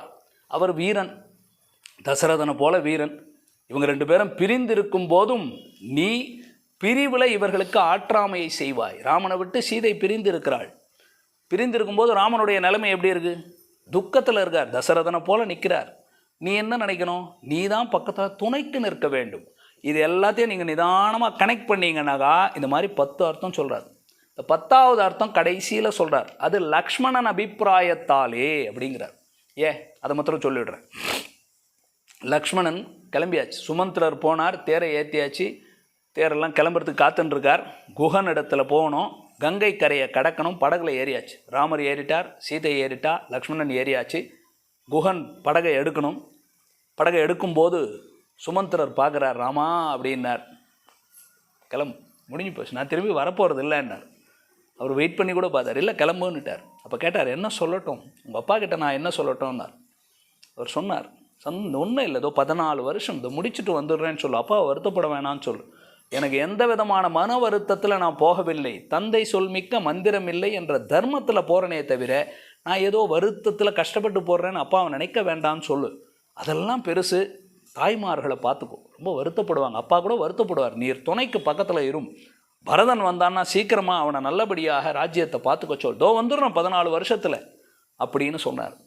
சீதா பிராட்டியை பார்த்து கேட்குறார் சுமந்திரர், என்னம்மா சொல்லட்டும் உங்கள் மாமனார் மாமியாருக்குன்னா? பேச்சே வரல, பார்த்ததே இல்லை. ஒரு சுக வாழ்க்கையை வாழ்ந்துட்டு இன்றைக்கி மாமனாரில் மக்மியாரில் எத்தனை மாமியார்? 360 மாமியாரோட வாழ்ந்தவ, சுகமான வாழ்ந்தவ. காட்டில் எப்படி பார்க்குறா, படகுல 2 பேர் மான்தோல் மர உரியோடு எங்கேயோ போயின்னு இருக்கா. என்ன வாழ்க்கைன்னு தெரியாது. பக்கத்தில் ராமன் இருக்கான்றதான். ஆனால் என்ன தான் இருந்தாலும் தசரதனை விட்டு பிரிஞ்சிருக்கமே, அப்பா மாதிரி நினச்சிருக்கா. அவள் சொல்கிறா கடைசியில் சீதை ஹனுமானை பார்த்து சொல்கிறேன், எங்கள் மாமனார் மாத்திரம் உயிரோடு இருந்தாருன்னா நான் இப்படி காட்டில் இருப்பேனேடா. யாரோ ஒருத்தனுடைய இடத்துல போய் அசோகவனத்தில் 10 மாதம் என்னை நிற்க வச்சிருக்கானே ராமன், என்னடா அவங்க ராமன். எங்கள் மாமனார் தசரதன் இருந்திருந்தால் என்னை இப்படி விட்டுருப்பாரா? அந்த அளவுக்கு அவளுக்கு பற்று தசரதர் இடத்துல. அவன் நினைக்கிற என்ன வார்த்தை சொல்லுவா, வரல. அப்படி இருந்திருக்காங்க அந்த மாமனாரும் மாமியாரும், பேச்சே வரல. லக்ஷ்மணனை பார்த்துக்கிறார், ஹே லக்ஷ்மணா, நீ என்னடா சொல்ல விரும்புகிறா என்ன? அவன் தெளிவாக பதில் சொன்னான், நான் தசரதனை தந்தையாக மதிக்கவில்லைன்னு போய் சொல்லுவேன். எங்கள் அப்பா தசரதன் இருக்காரே, அவரை நான் அப்பாவாகவே மதிக்கவில்லை, அவர் எனக்கு அப்பா கிடையாது அப்படின்னார். அப்படியானார். ஆமாம், இனிமேல் எனக்கு தாய் தந்தை எல்லாம் ராகவனே, நான் அவரை தந்தையாக மதிக்கவில்லை, அவரோட சம்பந்தப்பட்ட எதுவும் வேணான்ட்டான். அதுக்கு தான் இதை சேர்க்குறார். நீ என்ன பண்ண போகிறேன்னா, நீ உங்கள் அப்பாவை எனக்கு அப்பா இல்லைன்னு சொல்ல போகிற. உன் வார்த்தையில் என்ன சொல்லுவது தெரியுமா? ராமன் தான் அப்பான்னு சொல்ல போகிறேன். என்ன அம்மா இல்லைன்னு சொல்ல போகிறேன். உன் வார்த்தையில் என்ன சொல்ல போகிற தெரியுமா? ஜானகி தான் அம்மானு சொல்ல போகிறேன். உனக்கு அயோத்தி ஊர் இல்லைன்னு சொல்ல போகிறேன். நீயே பின்னாடி என்ன சொல்ல போகிற? காடு தான் எனக்கு ஊருன்னு சொல்ல போகிறேன். அதை இப்போயே சொல்கிறேன்டா, எனக்கு ரொம்ப சந்தோஷம். நீ இப்படி சொன்னா நீ நான் பெத்த பிள்ளை, இப்படி தான் பேசணும் அப்படின்னு பேசுகிறாளாம். அதனால் முதல் ஸ்லோகத்தால் ராமம் தசரதம் வித்தி மாம் வித்தி ஜனகாத்மஜா அயோத்தியாம் அடவீம் வித்தி கச்ச தாத்த யதா சுகம். சந்தோஷமாக போயிட்டு வாடா, தொண்டு செய்கிறதுக்கு தன் பிள்ளைய ஆனந்தமாக போ அனுப்புவோமா? இன்றைக்கி எல்லாம் இருக்கும். என் பிள்ளைகளை நல்ல அர்ச்சகர் வேலைக்கு கைங்கரியத்துக்கு பரிசாரகர்கள் திவ்ய தேசங்கள்லாம் ஆள் இல்லை, என் குழந்தைய பெற்றிருக்கேன் சுவாமி, வேணாம். எல்லாம் ரொம்ப இப்படியே போய் ஐடி கம்பெனி அது இதுன்னு கொடுத்தே சம்பாரிச்சிட்டோம், வேணாம். என் பிள்ளைய ஒழுங்காக நான் வேத பாடசாலைக்கு அனுப்பி ஆகமங்களை எல்லாம் கற்றுக் கொடுத்து, நாளைக்கு ஆள் இருக்க போகிறதில்ல. நாளைக்கு வீட்டில் கைங்கரியம் பண்ணணும், வீட்டில் ஏதோ கர்மாக்களை பண்ணி வைக்கணும்னு யாரும் இருக்க போகிறதில்ல. நாமெல்லாம் பேண்ட்டு சட்டை மாட்டிட்டு ஆஃபீஸுக்கு போயிட்டோம், யார் பண்ணி வைப்பான்? எல்லாரையும் நம்மளும் மாற்றிட்டோம். இல்லை வெளிநாட்டுக்கு போயிட்டாங்க, யாரும் இருக்க போகிறதில்ல, நாங்களாம் தான் பண்ணி வைக்கணும். அந்த மாதிரி தான் போகுது காலம். யாராவது நம்ம முடிவு பண்ணுவோமா? இல்லைடா, வேதம்லாம் படி, நல்லா வேதத்தை படி, துட்டு வருதோ வரலையோ அதோ அமையண்டா, பெருமாள் பார்த்துக்குவார், தைரியமாக வாடான்னு செய்வோமான்னா, என்ன சுவாமி குத்தி பேசுகிறீங்களான்னு நினைக்காதீங்க. நான் நிதர்சன உண்மையை பேசுகிறேன். இதில் யாரையும் வந்து தாக்கி பேசுவதாக எடுத்துக்கக்கூடாது. சமூகத்தில் ஏற்படக்கூடிய மாறுதல்களை புரிஞ்சுக்கோங்க. இது நமக்கு தெரியாமலே நமக்கு ஒரு பெரிய அழிவு ஏற்படுத்தி கொண்டு இருக்கும். ஏன் சொல்கிறேன்னா, பெற்ற தாய் தைரியமாக தான் பிள்ளையை தொண்டுக்கு அனுப்புகிறேன்டான்னு அனுப்புகிறா பார்த்தீங்களா? எத்தனை தாய் இருப்பா? சில தாய்கள் இருக்கிறாங்க, இல்லைன்றது இல்லை. இன்றைக்கும் கிட்டத்தட்ட ஒரு 200-300 பிள்ளைகள் வேத பாடசாலைகளிலே எங்கெங்கேயோ படிச்சுக்கிட்டு தான் இருக்குது. சுவாமிகிட்டே வந்து ராமானுஜாரி திவ்யாக்ஞானந்த ராமானுஜருடைய ராமானுஜ சித்தாந்த வித்யாபீட்டம் அப்படின்னு சுவாமி பாடசாலை நடத்துகிறார் ஸ்ரீரங்கத்தில். கிட்டத்தட்ட 65 பிள்ளைகள் படிக்கிறாங்க, ஒருத்தர் 2 பேரில். அப்படி இப்படி ஆரம்பித்து 35 பேர் 65 பிள்ளைகள் படித்து, அவர் சொல்லலாம் நமக்கு புரியல. இந்த வேதம் படிக்கிறதுக்கு, அந்த சாக்கை படிக்கிறதுக்கு, இதுக்கு படிக்கிறதுக்கு நேபாளத்திலேருந்து ஆள் வந்திருக்காங்க, கோரக்பூர்லேருந்து வந்தாங்க, அங்கேருந்து அவ்வளோ எளிமை இல்லை இன்றைக்கி இதெல்லாம் பண்ணுறது. ஆனால் செய்யறதுக்கு யாராவது வேணுமே. தர்மோ ரக்ஷதீதி ரக்ஷகா, நாம் தர்மத்தை ரட்சித்தால் தர்மம் நம்மை ரட்சிக்கும் என்ற உறுதி நம்பிக்கை நமக்கு வரணும். அதனால் இந்த ஸ்லோகத்தால் என்ன தெரிஞ்சுக்கிட்டோம்னா, பெத்த அம்மா தான் பிள்ளைகளை பற்றி ஏன் அனுப்புகிறா? இவ்வளோ பேசிட்டீங்க சுவாமி, இப்போ நீங்கள் சுமித்திரையுடைய பெருமையை சொன்னீங்களான்னு கேட்டால் இல்லை. அதை புரிஞ்சுக்கணும் நீங்கள். கடைசியில் அண்டர்லைனிங் அதுதான். ஸ்ரீராமனுடைய வாத்சல்யத்தினால் பேசினாள் தான். இந்த வார்த்தையை நீங்கள் அண்டர்லைன் பண்ணிக்கணும். எந்த அளவுக்கு தன் ராமனுடைய குணங்களில் அந்த சுமித்திரை ஈடுபட்டிருந்தாள் என்றால், பெத்த தம்பிள்ளையே நீ தொண்டுக்கு போடான்னு சொல்லுவா. அவரிடத்தில் அந்த குணங்கள் இல்லை என்றால், யாரோ கொடூரமானவன், கெட்டவன், செல்ஃபிஷ் ஃபெலோவாக இருந்தாடே நீ ஏன்டா அவங்ககிட்ட போகிறேன்னு சொல்லுவோம். போடான்னு அனுப்புகிறான்னா என்ன அர்த்தம்? அவனை போல ஒருத்தனுக்கு தொண்டு செய்ய நீ கொடுத்து வச்சிருக்க வேணாமாடா, அதுக்கு தான்டா பெத்தேன்னு சொல்கிறா இல்லையா? அப்போ ராமனுடைய மிக உயர்ந்ததான வாத்சல்யம் என்ற குணத்துக்கு தோற்றுத்தான் சுமித்திரை தன் பிள்ளையையே தொண்டு செய்வதற்காக அனுப்பினாள் என்பது மிக உயர்ந்ததான முதல் ஸ்லோகம். அம்மா அங்கே 2 பேர் பேசினதை பார்த்துட்டோம். அது முடியட்டும் சுவாமி. அதற்கு அடுத்தபடியாக ரொம்ப முக்கியம், ராட்சசி சூர்பனகை. அது என்னது சூர்பனகை? சூர்பனகைன்னா நகான்னு சொன்னால் நகம். சூர்பனகைன்னா முறம் போல் இருக்குமா நகை. யோசிச்சு பாருங்கள், நகம் முறம் போல் நகம் இருக்கும்னா, நகமே முறம் போல் இருக்கும்னா அது உருவம் எப்படி இருக்கும், அது எப்படி பார்க்குறதுக்கு எப்படி இருக்கும்னு கற்பனை பண்ணி கூட பார்க்க முடியல. அவள் பேர் அதனால தான் சூர்பனகான்னு பேர். நல்லா முறத்தை போல் இருக்குமா நகம். ரொம்ப கொடுமையாக இருக்கக்கூடியவள். வால்மீகி அந்த இடத்துல கொஞ்சம் ஜோக்கெலாம் பண்ணுறார், காமெடியெல்லாம். இந்த பக்கம் ராமனை வைக்கிறார், இந்த பக்கம் சூர்பனகை வச்சு கம்பேர் பண்ணிலாம் எழுதுறார். இவர் கருங்குழலோடு இருக்கிறார், அவர் செம்பட்ட முடியில் இருக்கிறார், இவர் நல்ல அழகான ஸ்ருதியில் பேசுவார், அவர் தங்கத்தை இதில் தகரத்தை ஆணியில் கீறினா மாதிரி பேசுவார். இதெல்லாம் ரொம்ப அழகாக இருக்கும். அதெல்லாம் ஒரு பக்கம் வேடிக்கை. ரொம்ப நல்லா வால்மீகி காவியம் படிக்கணும். ராமாயணம் எப்போல்லாம் நீங்கள் கொஞ்சம் தயவுசெய்து படிங்க. நம்ம வெறும் ஆழ்வார் பாசுரம் படிக்கணும், ராமாயணம் படிக்கூடாதுன்னு நினைக்கவே கூடாது, தப்பு. ராமாயணம் என்பது மிக உயர்ந்த சாஸ்திரம், தர்மசாஸ்திரம், சரணாகதி சாஸ்திரம். அது அப்போ தான் பக்தி பெருகும். இது போல் குணங்களை கேட்டால் தானே ஈடுபாடு வரும். ஹனுமானில் சும்மா எல்லாமே உட்காந்து அதை அனுபவிக்கிறார். அவர்னா வேதாந்தத்தை படித்தவர், அவர் நவவியாக்கரண பண்டிதர். அவருக்கு தெரியாத வியாக்கரணமா இல்லை தெரியாத வேதாந்தமா எல்லாம் படித்தவர் கடைசியில் எங்கே இருக்கார்? ராமான்னு அழுதுண்டு உட்காந்துருக்கார். நாம் அதை தான் இருக்கணுமே தவிர நான் வேதாந்தம் படிச்சுட்டேன்னு இருக்கக்கூடாது. அப்போ அடுத்ததாக சூர்பனகா. இவன் என்ன பண்ணுறான்? எதுக்கு சுவாமி இவங்க 2 பேரை பற்றி சொல்கிறோன்னா ஆரம்பத்திலே சொல்லிட்டேன். இவங்க 2 பேருமே பாதிக்கப்பட்டவர்கள். 3 பெண்கள், 2 பேரில் 3 பெண்கள். அவங்கள தான் அடுத்து பார்க்க போகிறோம். அதில் முதல் பெண் சூர்பனகை. இந்த சூர்பனகை எதனால் பாதிக்கப்பட்டால்? நேரடியாக பாதிக்கப்பட்டால், டைரக்ட் இம்பேக்ட். ஏன்னா நேராக லக்ஷ்மணன் காதையும் மூக்கையும் அறுக்க போகிறார் சூர்பனகைக்கு. அடுத்த பிற்பாடு என்ன பண்ணணும்? கொண்டாடி பாட்டு பாடுறான். ஏன் கொண்டாடி பாடுறா? யாராவது கொண்டாடி பாடுவாங்களா? நாம் யாராவது நம்ம எதிரியை பேசணுன்னா சொல்லக்கூடாது, சொல்கிறேன், படுவாவி இப்படி பண்ணிட்டான்னு தானே சொல்லுவோம். எவ்வளோ நல்லவனாக இருந்தாலும் போட்டோம் அப்படின்னுவோம். அப்படி தான் சொல்லுவோமே தவிர நமக்கு ஒரு தப்பு செய்தவனையோ நமக்கு துன்பத்தை இழைத்தவனை எப்பாவது போய் தாமரை கண்ணன் எனக்கு இப்படி செய்தான்னு சொல்லுவோமா? வாலிப பருவத்தோடு இருக்கிறவன் என்னை இப்படி துன்பப்படுத்தினான்னு சொல்லுவோமா? சொல்கிறா, தருணவ் ரூபசம்பன்னவ் சுகுமாரவ் மகாபலவ் புண்டரீக விசாலாக்ஷவ் க்ஷீர கிருஷ்ணாஜினாம்பரவ். சொன்னது யாரோ வசிஷ்டர் இல்லை, பீஷ்மர் இல்லை, சொன்னது சூர்பனகை, அரக்கி சொல்கிற வார்த்தை. ஏன் இப்படி சுவாமி என்ன சொல்கிறா? சரித்திர பாகம் உங்களுக்கெல்லாம் தெரியும், அதனால தான் ரொம்ப உள்ளே போல. சூர்பனகை வருகிறாள் சந்தோஷமாக. அகஸ்தியர் வழிகாட்டுறார் எங்கே போய் இருக்கிறது. கடைசியாக பார்த்த முனிவர் அகஸ்தியர். தண்டகாருண்யத்திலேருந்து எக்ஸிட் பாயிண்டில் உட்காந்துருக்கார். கடைசியில் அகஸ்தியரை பார்த்தார்.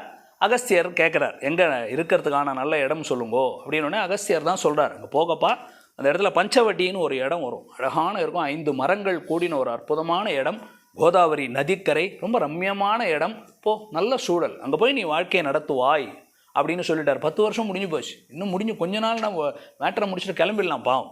அவர் பாட்டுக்கு சரி சந்தோஷமாக இருக்கலான்னு சீதா பிராட்டியோடு லக்ஷ்மணனோடு போனார். நல்ல பரணசாலை ஒரு இடத்துல கட்டினார். ஆனந்தமாக வாழ்ந்து கொண்டு வந்தார்கள். அங்கே வால்மீகி ராமாயணத்தில் அப்படியே அந்த இடத்துல எழுதுகிறார், எதேர்ச்சையாக அந்த இடத்தில் சூர்பனகை வந்தாள். இன்ட்ரோடக்ஷன், ஸ்க்ரீன் பிளே டைவர்ட் ஆகணும். கதை எப்படின்னா வந்தமாக போதே ஸ்டோரின்னு படம் பார்த்துன்னே இருப்போம். அப்படியே போகும். திடீர்னு பார்த்தா ஒரு கேரக்டர் வரும், கதை விறுவிறுப்பாக இருக்கும். அப்படி சூர்பனகை உள்ள நுழையிறா. அப்படியே எழுதுறார், எதேர்ச்சையா, திடீர்னு எதிர்ச்சியாக வராளாம். யாருமே எதிர்பார்க்காம சூர்பனகா வருகிறாள். வந்தவள் ராமனை பார்க்குறா. ராமனுடைய வடிவழகு சௌந்தரியத்தில் ஈடுபட்டு போகிறாள். நேராக வர அவர் ராட்சசி. அவளுக்கு இந்த தர்மம் நியாயம்லாம் பார்க்க தெரியாது. அவர் பக்கத்தில் ஒரு பொண்டாட்டி இருக்காளே, போகக்கூடாதுன்னு கூட தெரியல அவளுக்கு. நேராக போய் ராமாயண கல்யாணம் பண்ணிக்கிறாள். நல்ல வடிவழகை மாற்றிக்கிட்டா, வேஷம் போட்டுக்கிட்டா, நல்ல அழகான பெண்ணை போல வேஷத்தை போட்டுக்கொண்டு மாறக்கூடியவள். அவங்களாம் அசுர ஜாதியில் இருக்கிறவங்களுக்கு சில சக்திகள் இருக்கு இல்லையா, மாற்றிக்கிட்டா. ராமன்கிட்ட போனால் ராமனை பார்த்து கேட்குறேன், என்ன கல்யாணம் பண்ணிக்கிறியா, அவனை ரொம்ப பிடிக்குது, ரொம்ப அழகாக இருக்க, நீ என்ன கல்யாணம் பண்ணிக்கும் அப்படியே கேட்குறான். ராமன் சிரித்தார், மேலே கீழே பார்த்துட்டு. அவள் பேசுகிற குரல், அவளுடைய உருவம் எல்லாத்தையும் பார்த்தார், சிரித்தார். பார்த்துட்டு சொன்னார்மா, எனக்கு கல்யாணம் ஆனவன், இது பார் உள்ள பொண்டாட்டி இருக்கா, நீ என்னை பற்றி பிரயோஜனம் இல்லை, நல்ல காரியம் பண்ணதோ. அங்கே ஒருத்தன் இருக்கான் பார், அவனுக்கு கல்யாணமே ஆகலை, அவனை கல்யாணம் பண்ணிக்கினா நல்லது. என் கூட இருந்து நீ சக்காலத்தியாக வாழணும்னு ஆசைப்படுறியா, அங்கே போனால் நேரடியாக கல்யாணம் பண்ணிக்க, சந்தோஷமாக வாழ்க்கையை வாழணும். முதல் மனைவி உனக்கு வாழ்க்கை கிடைக்கும்போது அதை விட்டுட்டு சக்காலத்தி வாழணும்னு நினைக்கிறேன், அங்கே போ அப்படின்னுட்டார். விளையாட்டு பாவம், ராமனுக்கு போர் அடிக்குது, யாரும் இல்லை, மனைவியோடு இருக்கார், தம்பியோடு இருக்கார், வேறு ஒன்றும் இல்லை, என்ன பண்ணுறது, வந்தவ ஒருத்தி கிடைச்சா ஜாலியாக பேசுகிறார், விளையாட்டாக இருந்துட்டார். அவகிட்ட போனார். லக்ஷ்மணன் ராமனை பார்த்தார். ராமன் ஏதோ இங்கேருந்து சைகை பண்ணார். அவர் சொன்னார், நீ ஒன்று புரிஞ்சுக்கோ, அவர் ராஜா, அந்த மாதிரி ராணி, நான் யார் தெரியுமா? அடிமை. நீ அடிமைக்கு வாழ்க்கை பண்ணணும்னு நினைக்கிறியா இல்லை ராஜாவுக்கு வாழ்க்கை பண்ணணும்னு நினைக்கிறியா? என் கூட வாழ்ந்தனா நான் அடிமை, நீ எனக்கும் அடிமை தொழில் செஞ்சு அவருக்கும் அடிமை செய்யணும். இப்படி ஒரு பொழப்பு வேணுமா? இந்த வாழ்க்கைக்கா நீ ஆசைப்படுற அப்படின்னு இவர் ஏற்றி விட்டார். நல்லா யோசித்து முடிவு பண்ணு. 2வது மனைவியாக இருந்தால் கூட ராஜாவுக்கு மனைவின்ற பெருமை இருக்கும்ல, ஊர்லாம் பெருமையாக சொல்லிக்கலாம் அப்படின்னு சொல்ல 2 பேரும் மாறி மாறி அனுப்புனா அவளுக்கு கோவம் வந்துடுச்சு. இதை சீதா பிராட்டி பாவம் ஓரமாக உட்காந்து அந்த புடவையெல்லாம் தலைப்பை மாற்றிட்டு இப்படி பார்த்துட்டுருக்கா. என்னவோ பேசிக்கிறாங்கன்னு மெல்லமாக சிரிச்சிருந்து அவளுக்கு கோவம் வந்துடுச்சு. இன்னொரு பொண்ணுக்கு முன்னாடி என்னை இப்படி அசிங்கப்படுத்துகிறாங்களே, அவமானப்படுத்துகிறாங்களே, அங்கே இங்கேயும் 2 பேர்னு சொல்லிட்டு அவளுடைய கோபம் எங்கே போயிடுச்சுன்னா, இந்த பெண் தானே காரணம், இந்த பெண் மாத்திரம் இல்லைன்னா இந்த 2 ஆண் யார் வேணுமோ நம்ம சூஸ் பண்ணிக்கலாமே அப்படின்னு அவள் மீது சீரிப்பாய போனால் ஒன்றும் அல்ல. ராமர் இங்கேருந்து ஒரு பார்வை பார்த்தார், சைகையை காமிச்சார். கொஞ்சம் பார்த்துக்கணும், எப்படி பாருங்க, பாவகேனத ராகவஹான்னு சொல்லுவாங்க. லக்ஷ்மணன் எப்படி இருக்கானா, அவருடைய கண் பார்வையை பார்த்து என்ன செய்ய சொல்கிறாருன்னு தெரியுமா? அண்ணன் கண் பார்வை எப்படி இருக்காருன்னு பார்த்த உடனே அதுக்கேற்ற மாதிரி செயல் செய்யக்கூடியவன். பெருமாள் எப்படி அப்படின்னார், அவ்வளோதான், நான் ஏதோ உங்களுக்கு சீக்கிரமாக காமிச்சிட்டேன். லக்ஷ்மணன் அப்படி அப்படின்னா என்ன அர்த்தம்? முடிச்சுட்றான்ட்டார். பாடுறா அன்னிக்கிட்ட போகிறா அப்படின்னார். நேராக வந்தார், தன்னிடத்துல கட்கம் என்ற வாளை எடுத்தார், மூக்கை ஒரு வெட்டு வெட்டினார், காதை வெட்டினார். வெட்டினதில் பொழந்து கீழே காது விழுது, மூக்கு விழுது. தன்னுடைய பழைய சொரூபத்தை எடுத்தார். ரத்தம் பெருக பெருக அழுது கொண்டே கத்தி கொண்டே அவங்க 2 பேரை வசை பாடினாள், திட்டி தீர்த்தாள், நேராக ஓடுகிறாள். வலியோட துன்பத்தோட அவமானப்படுத்தப்பட்டதோட. சாதாரண மனுஷி வேற இல்லை, ராட்சசி வேற. ஒரு ராட்சசி அவமானப்படுத்தப்பட்டிருக்கிறாள், வலியோட வேற இருக்கிறாள், ரத்தம் சொட்ட சொட்ட ஒழுவினே வேற. அப்படியே ஓடினால் தன்னுடைய அண்ணன்கள் எல்லாம் பெரிய ஆள், திரிகாசன் சொல்லி பெரியவன் உட்காண்டிருக்கான், கரண் தூஷணன் எல்லாம் தம்பி, ராவணனுடைய தம்பிகள், இவளுக்கு அண்ணன் அங்கேயே இருக்கான், காத்துன்ருக்கான். அங்கங்கே போய் முனிவர்களை வெட்டுறது குத்துறது இதே வேலை. அவங்ககிட்ட ஓடி போகிற பெரிய 14,000 பேர் உட்காண்ட்ருக்கான், சபையில் உட்காண்ட்ருக்கான். கரதூஷணர்கள் இடத்துல போகிறான். அவங்க முன்னாடி போய் நின்றுண்டு என்ன சொல்லணும்? என்ன ஒருத்தன் 2 பேர் வந்தான், யாரோ தசரதன் பெற்ற பிள்ளைங்களாம் அங்கே இருக்குது, என் காதையும் மூக்கையும் வெட்டிட்டான்டா, போடா அவனை போய் சண்டை போட்டு அழிச்சிட்டு வாடான்னு சொல்லணுமா இல்லையா? அவன் பார்த்த உடனே கேட்குறான், என்ன ஆச்சு உனக்கு சூர்பனகே? என்ன காது மூக்கெல்லாம் என்னாச்சு, என்ன ரத்தம் முழுகுது, யார் இப்படி பண்ணது, என்ன நடந்தது, சொல்லு சொல்லு என்ன ஆச்சு அப்படின்னு துடிதுடிச்சு கேட்குறான்.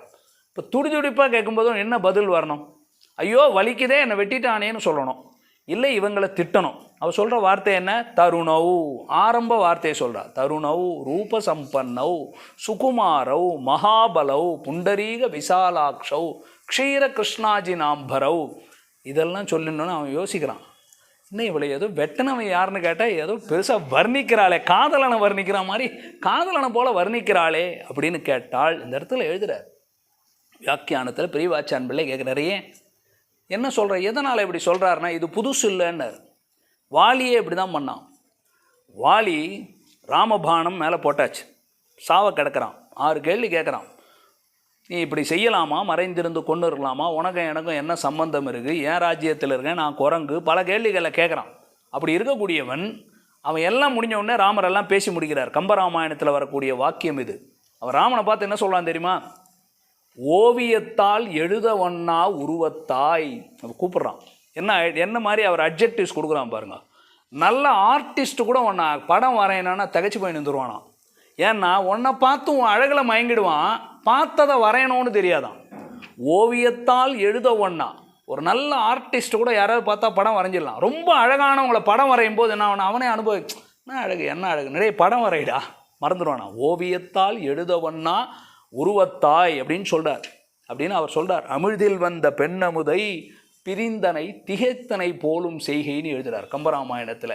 வேற ஒன்றும் இல்லைடா, அமிழ்தில் வந்த பெண் அமுது, மகாலட்சுமி தேவியே சீதையாக பிறந்திருக்கிறாள், அவளை விட்டு பிரிந்திருக்கிறாய், அந்த பிராட்டியை விட்டு பிரிஞ்சு இருக்கிறதுனால திகைச்சு போய் நீ இந்த காரியத்தை செஞ்சுட்டே இல்லை, மறைஞ்சி என் மேலே பானத்தை போட்டேல, போட்டோம் விடு மறந்துட்டேன் அப்படிங்கிறான். அப்போ என்ன பண்ணணும்? ஏண்டா என் மேலே பானத்தை மறைஞ்சிருந்து போட்டியே அப்படின்னு திட்டணும். இல்லை, என்ன வார்த்தையை சொல்கிறான் பாருங்க. ஓவியத்தால் எழுத ஒன்னா உருவத்தாய்னு எழுதுறா. இவன் பரவாயில்ல. கீழே மகாபாரதத்தில் போனோம். துரியோதனன் கிருஷ்ணர் தூதுவனாக வரார். கிருஷ்ணன் தூதுவனாக வந்தார். வந்தவர் நேராக போனார், எல்லாம் பேசி முடிஞ்ச உடனே தூது ஆச்சு. கடைசியில் போனார், விதுரருடைய மாளிகை குடிசையில் போய் அங்கே போய் நல்லா பிரசாதம் பண்ணார், கிடைச்சதை சாப்பிட்டார், பழம் கொடுத்தார், வாழைப்பழம் தோலை சாப்பிட்டார், பழத்தை போட்டார். இந்த சரித்திரம்லாம் தெரியும். துரியோதனன் கேட்குறான், கோவத்தோடு கேட்குறான். என்ன கேட்கணும்? கண்டவன் வீட்டில் போய் சாப்பிட்டு வர இப்படி தானே கேட்கணும். அப்போ திட்டி தானே கேட்கணும். உனக்கு புத்தி இல்லை? யாரும் கண்டவன் வீட்டில் தாழ்ந்தவன் வீட்டிலலாம் போய் சாப்பிட்ற எப்படி தானே கேட்கணும். அவன் எப்படி கேட்குறான் பாருங்க. பீஷ்ம துரோணாவதிக்கிரமிய மாம்சைவ மதுசூதனஹ கிமர்த்தம் புண்டரீகாட்ச துக்தம் ரிஷப போஜனம். அழகான ஸ்லோகம், மகாபாரதத்தில் வியாசருடைய வாக்கியம். அவன் என்ன சொல்லணும்? பீஷ்மர் இருக்கிறார், துரோணாச்சாரியார் இருக்கார், நான் இருக்கிறேன், எங்கள் வீட்டெல்லாம் விட்டுட்டு அப்போ என்னன்னு அவர் கண்ணனை என்னன்னு சொல்லணும்? கிமர்த்தம் புண்டரீகாட்ச, நீ எதற்காக தாழ்ந்தவனான விதுரன் வீட்டிலே சென்று சாப்பிட்டாய்? நீ அவனை கண்ணன்னு சொல்ல, நீன்னு சொல்ல. புண்டரீகாட்ச, தாமரை ஒத்த கண்களை உடையவனே. யாராவது பேசுவானா? திட்டும் போது இந்த வார்த்தையை சொல்லுவானா? கமலக்கண்ணா ஏன்டா இப்படி பண்ண அப்படின்னு கேட்பான். ஒத்தே வராது. அவன் சொல்கிறான் பாருங்க, கிமர்த்தம் புண்டரீகாட்ச விருக்ஷம் ரிஷப போஜனம், அங்கே போய் ஏன் சாப்பிட்ட அப்படின்னு கேட்கும்போது கூட அப்படியே சொல்லி எழுதுகிறான். ஏன் அது மாற்றி சொல்லக்கூடாதான்னா, நம்மாழ்வார் அதான் பாட்டார், மின்னிடை மடவார்கள் நின்னருள் சூடுவார் அப்படின்னு அந்த இடத்துல எழுதுறார். திட்டணும் இல்லை. நீ எங்கே கண்ட பொம்பளை பசங்களோட போகிறனா போடா, கிருஷ்ணனை பார்த்து சொல்கிறார். நீ இப்போல்லாம் அந்த கோபிகாஸ்திரிகள் அவங்க அழகு அதில் ஈடுபட்டு போயிட்ட போல் இருக்கு. உன்னுடைய சுண்டாயம் நான் அறிவன், என்னுடைய பந்தும் கடலும் தந்து போகு நம்பி கடகமேரேல், வராத வீட்டுக்குள்ளே கால வைக்காத போ அப்படின்னு கிருஷ்ணனை துரத்துறா. பராங்குச நாயகி பாவனையில் நம்மாழ்வார் பாசுரம். அவர் என்ன சொல்லணும் பார்த்துட்டு, கண்ட பெண்கள் கிட்டலாம் போறியாமே போ அப்படி தானே திட்டணும். அங்கே எப்படி எழுதுறாரு பாருங்க, மின்னிடை மடவார்கள் அப்படின்னு என்ன? மின்னலை போன்ற இடையுடைய அழகிய பெண்களிடத்தில் நீ போவாய் அப்படின்னு என்ன? இருக்கிறது இருக்கிற மாதிரி சொல்கிறா. இப்போ இதிலேருந்து என்ன தெரிஞ்சுக்கணும்னா, நீ வசை பாடினா கூட, நேற்றுக்கு முதல் நாள் அனுபவிச்சோம் இல்லையா, ஒரு நாள் முகத்திலே விழித்தாரை வடிவழகு படுத்தும் பாடு. அது ராவணனாக இருந்தாலும், சூர்பனகையாக இருந்தாலும், தாரையாக இருந்தாலும், மண்டோதரியாக இருந்தாலும், ராமனை ஒரு தடவை பார்க்குற வரைக்கும் தான், பார்த்த பிற்பாடு வேற. அவனுடைய உண்மையான உருவத்தை மறைச்சு பேச முடியல. அவனை பார்த்தா எப்படி இருக்கான்? கண்ணு தாமரை கண் போல இருக்கு, மாற்றி அவனால் சொல்ல முடியல. இருக்கிறது இருக்கிறபடி சொல்லியே ஆகணும். அப்போ அதனால் ஸ்தோத்திரமானு கேட்டால் ஸ்தோத்திரம் கிடையாது. இப்போ அதனால் நீங்கள் புரிஞ்சுக்கணும், இவங்க ரெண்டு பேரும் ஸ்துதி பாடினார்கள்னு எடுத்துக்கக்கூடாது. தாரையோ மண்டோதரியோ. ஸ்தோத்திரம்னா என்ன? இல்லாததை ஏற்றி சொல்கிறது. இப்போ நம்மக்கிட்ட ஒன்றும் இருக்காது. சார் நீங்கள் உலகத்துக்கே அதிபதி அப்படின்னா என்ன அர்த்தையோ? வாழறதுக்கே வழி இல்லாமல் உட்காண்ட்ருக்கேன், என்ன போய் உலகத்துக்கே அதிபதினா அது ஸ்தோத்திரம் பண்ணுறதுன்னு அர்த்தம். அதுபோல் சுவாமி என்னம்மா சொல்கிறார், பெரிய வித்வானை போல் பேசுகிறாருனா, ஒரு வார்த்தையை கோவையாக பேசவே தெரியல, நம்ம போய் வித்வான் ஆகிடுவோம். அப்போ அதெல்லாம் ஏதோ ஸ்தோத்திரம் ஸ்துதி பண்ணுறாங்க 4 பேர்னு எடுத்துக்கணுமே தவிர, அதுபோல் ஒருவேளை ராமனுக்கு இப்போ சொல்கிறாங்களே இதுதான் ஸ்துதியோன்னு கேட்டால் இல்லை. அது ராம விஷயத்தில், பரமாத்மா விஷயத்தில் மற்றும் அனைத்து மங்களகரமான சிரேயசான விஷயங்களும் அவனிடத்தில் கூடியிருக்கின்றன. அவனை நீ ஸ்தோத்திரமே பண்ண வேண்டியதில்லை. எல்லாம் அவர் இடத்துல இருக்கிற பட்சத்தில் நீ இருக்கிறத தான் பாடி ஆகணும். நீ கெட்டவனாக இருந்தாலும் திட்டனவனா கூட இருக்கிறத தானே பாட முடியும். அவன் என்ன பண்ணுவான்? இல்லைனா இல்லாததை பாட முடியாது. ஏன்னா நேரில் பார்த்தாக அது வசீகரப்படுத்திடும். அதனால் பாடுகிறாள். அழகான வியாக்கியானம். தருணௌ ரூப சம்பன்னௌ சுகுமாரௌ மகாபலௌ புண்டரீக விசாலாக்ஷௌ க்ஷீர கிருஷ்ணாஜினாம்பரவ். ரொம்ப அழகாக வியாக்கியானத்தை 3 விதமாக பண்ணுறார்.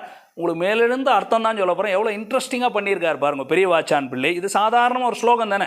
நீங்கள் இப்போ நான் சொல்லாமல் 4 தடவை சொன்னீங்கன்னா உங்களுக்கு ஸ்லோகம் வாயில் வந்துடும். அது ஒன்றும் கஷ்டமான ஸ்லோகம் இல்லை. ஆனால் அதுக்கு 3 விதமான வியாக்கியானம் பண்ண போகிறார். அதில் முதல் வியாக்கியானம் எப்படின்னா, நான் அந்த ராமனுடைய வடைவழகிலே எப்படி ஈடுபட்டேன். நீ எதுக்கு அங்கே போனேன்?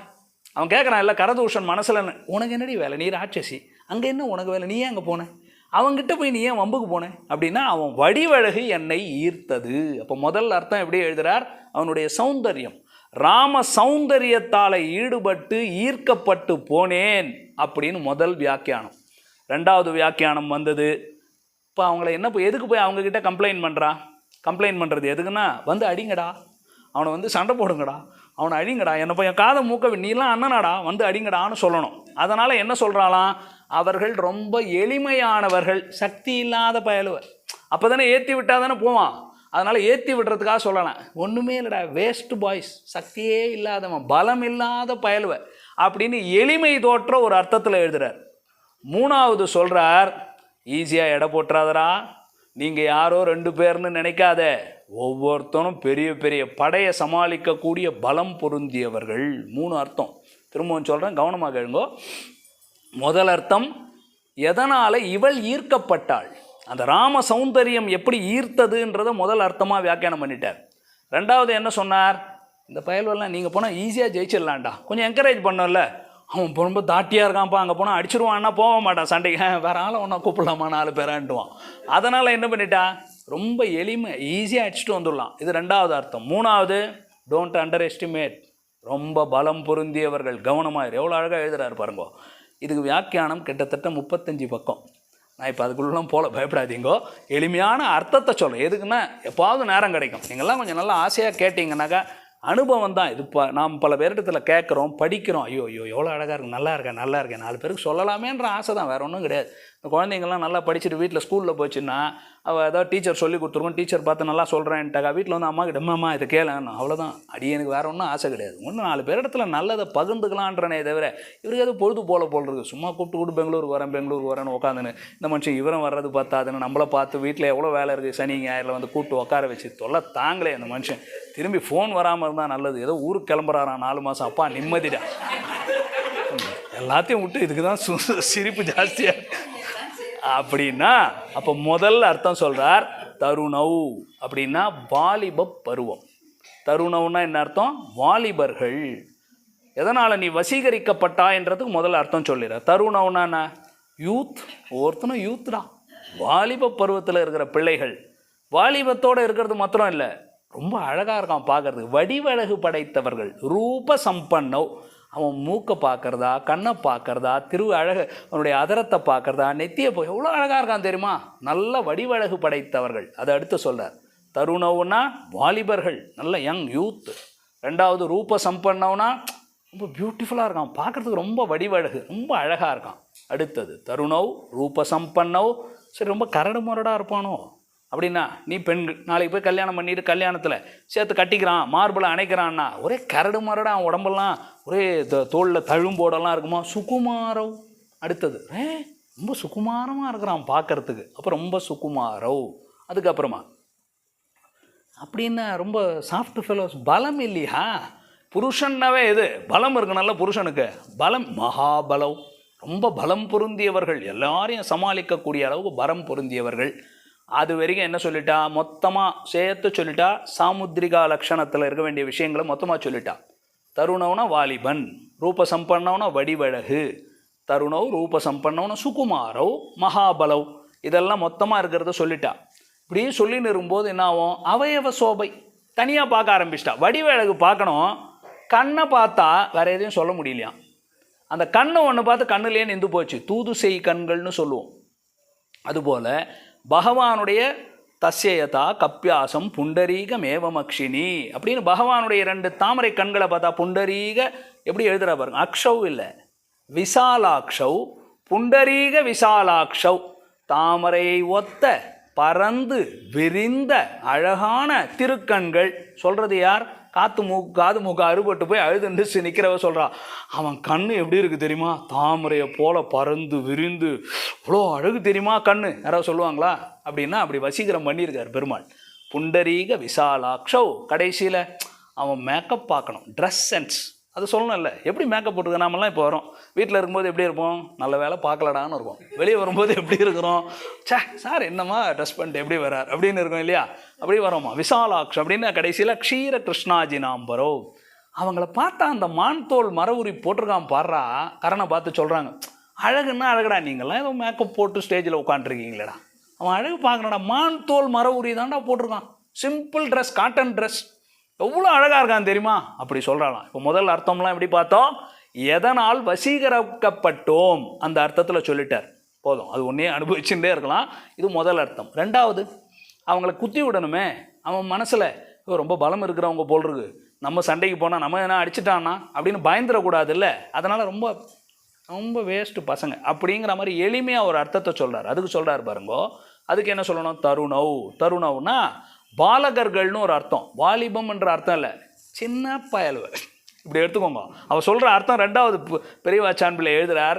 வாலிபர்கள்ன்ற அர்த்தம் மாத்திரம் இல்லை, தருணவுன்றதுக்கு பாலகர்கள், படிக்கிற வயசு ஸ்டூடெண்ட்ஸ், அதான் பாலக பசங்க. அதனால ஓ பாலகனா கொஞ்சம் இருந்து உட்காந்துக்கிறான், பசங்க தட்டிடலாம் அப்படின்னு ஒரு தைரியம். அடுத்தது தருணவ் ரூப சம்பன்னவ், ரொம்ப அழகான வியாக்கியானம் இதுதான். இதுக்கு எப்படி அர்த்தம் பண்ணுறது, எவ்வளோ அழகாக சொல்கிறார் பாருங்கோ. ரூப சம்பன்னவ்னா பெண்களை வசீகரம் பண்ணுறதுக்காக மேக்கப் போட்டு திரிகிற பசங்க அப்படின்னு என்ன, தன்னை வடிவழகு, இவங்க வடிவழகு எப்படின்னா வீரனுங்கெல்லாம் பார்க்குற வடிவழகு இல்லைடா, இந்த பொம்பளை பசங்களை வசீகரம் பண்ணுறதுக்காக இருக்கக்கூடிய வடிவழகு அப்படின்னு என்ன. வீரமாக இருக்கிறவனை பார்த்தீங்கன்னாக்கா கொஞ்சம் கரடு முரடாக தானே இருப்பான், மீசை கீசை வச்சுன்னு இப்படி. அவளுக்கு பார்த்தது ராவணனை பார்த்துருக்கா, கரணை பார்த்துருக்கா, தூஷனை பார்த்துருக்கா. அதனால் உங்களை மாதிரிலாம் இல்லைடா, நீங்கள் எவ்வளோ அழகாக இருக்கீங்க தெரியுமா, அந்த அர்த்தத்தில் மீசையும் கீசையுமா கரடு முரடா கருப்பாக கொம்புலாம் வச்சுக்கின்னு எவ்வளோ நல்லா இருக்கிறீங்க. அவன் ரூப சம்பன்னோ, பொம்பளை பசங்க ஏதோ இந்த ஊரில் இருக்க பொம்பளை பசங்களெல்லாம் வசீகரம் பண்ணுறதுக்கெல்லாம் அவன் சுற்றுறானே அப்படி இருக்கான்டா, அந்த அர்த்தத்தில் சொல்கிறார். தருணவ் ரூப சம்பன்னோ. அதுக்கப்புறமா சுகுமாரோ, பலமே இல்லைடா, புசுக்கு புசுக்கு புசுக்குன்னு இருக்கான், பார்த்தேன் சாஃப்ட்டு பொம்பளை உடம்பு மாதிரி வச்சுருக்கான்டா. அவங்கள சொல்கிறா சுகுமாரமாக இருக்கான்டா அப்படின்ட்டான். இப்போ தான் கவனமாக கேட்கணும். மகாபலவ், பலம் பொருந்தியவன்னு எடுக்கலாமான்னா அப்படி பிரிக்கக்கூடாது. மக அபலவ், அபலவ் அப்படின்னா பலம் இல்லாதவர்கள்.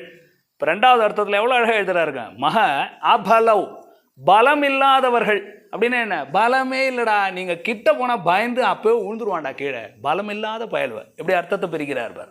புண்டரீக விசாலாட்சவுக்கு மூணாவதுக்கு என்ன சொல்கிறது, புண்டரீக விசாலாட்சவுனா பயந்து போயிருக்காங்களாம் அப்படின்னு, வெளிரி போன கண்கள்னு அர்த்தம். புண்டரீக விசாலாட்சம்னா புண்டரீகம் அப்படின்னும் போது சிவந்த தாமரைன்னு அர்த்தம் இல்லை, வெளுத்த தாமரைன்னு ஒரு அர்த்தம் இருக்குது. அப்போ வெளுத்த தாமரை ஒத்த திருக்கண்கள் அப்படின்னா என்ன அர்த்தம், எனக்கு காதை மூக்க ஏதோ அவசரத்தில் வெட்டிட்டாங்களாடா, பயந்து போயிருக்கான் ரெண்டு பேரும், மான் போல் இப்படி பயந்து பயந்து பயந்து பார்த்துட்டு இருக்கானாம். வெளுத்து போயிருக்கடா அவங்க கண்ணெல்லாம், பயந்து போயிருக்காங்கன்ற மாதிரி கண். அது புண்டரீக விசாலாட்சவ். கடைசியில் என்ன, க்ஷீர கிருஷ்ணாஜினாம்பரோ.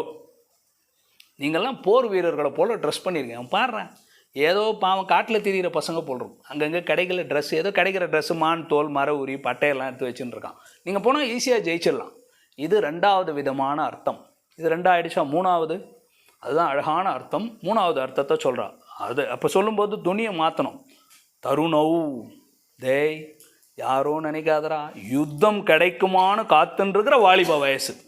சின்ன பிள்ளைங்கள்லாம் பார்த்துருக்குறீங்க இல்லையா, அம்மா அப்பா கூட போவான், சின்ன குழந்தைய ரொம்ப கைப்பிடிச்சுட்டே வருவான், கொஞ்சம் தோலுக்கு உழைந்துட்டான், கொஞ்சம் ஜிம்மு கிம்முக்கெல்லாம் போய் பாடியை ஏற்றிட்டான்னு வச்சுக்கோங்க, பக்கத்தில் வந்தான்னாக்கா யாராவது அப்பா கிட்ட சண்டைக்கு வந்தால் அப்பா பேசிகிட்டே இருப்பார், என்ன எங்கள் அப்பாவை ஏதோ பேசுகிறேன் அப்படின்னு சண்டைக்கு போவோம் வயசு.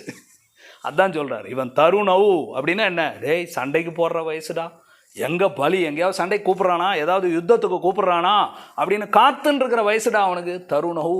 அப்புறம் ரூப சம்பன்னவ், நீ நினைக்கிற மாதிரி கிடையாதுடா, நல்ல திரண்ட தோள்கள் மார்புகள். சாமுத்திரிகா லட்சணப்படி ஒரு வீரன் எப்படிடா இருக்கணும், அவன் தோல் பார்க்கணும்டா, அப்படியே அவனுடைய தோள்கள் திரண்டு இருக்கு, மார்புகளெல்லாம் திரண்டு இருக்கு, அவனை பார்த்தாலே பா தினமும் உடற்பயிற்சி பண்ணுவான் போல் இருக்கும், நல்ல மல்யுத்த வீரனை போல இருக்கிறான். ரூப சம்பன்னவனு அந்த அர்த்தம். நல்ல சாமுத்திரிகா லட்சணப்படி ஒரு வீரனுக்கு உடல் எப்படி இருக்கணும், அவனுடைய உடல் பலம் நல்லா தெரியுது அதை பார்த்தாலே. தருணவ் ரூப சம்பன்னவ் சுகுமாரவ். இதுக்கு அடுத்து சொல்லணும், சுகுமாரவுனா என்ன, ரொம்ப சுகுமாரமாக இருக்கிறார்களா அப்படின்னு கேட்டால், நீ நினைக்கிற மாதிரி சுகுமாரத்தன்மை இல்லை, அவங்க எவ்வளவு சண்டை போட்டாலும் அந்த சண்டையை போட்டுட்டோம் அப்படின்னு கரடு முரடாக நிற்கிறது இல்லை, ஈஸியாக காரியத்தை செய்கிற மாதிரி இருக்காங்களாம்.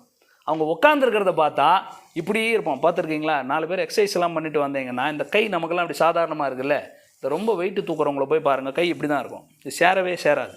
அந்த அளவுக்கு இது சேர்ந்து போச்சுன்னா இது எங்கே ஒட்டும், இப்படி தான் நடப்பான் தனியாக, பக்கத்தில் ஒரு 4 பேர் சீட்டில் கூட உட்கார முடியாது, அவ்வளோ பெருசாக இருப்பான்.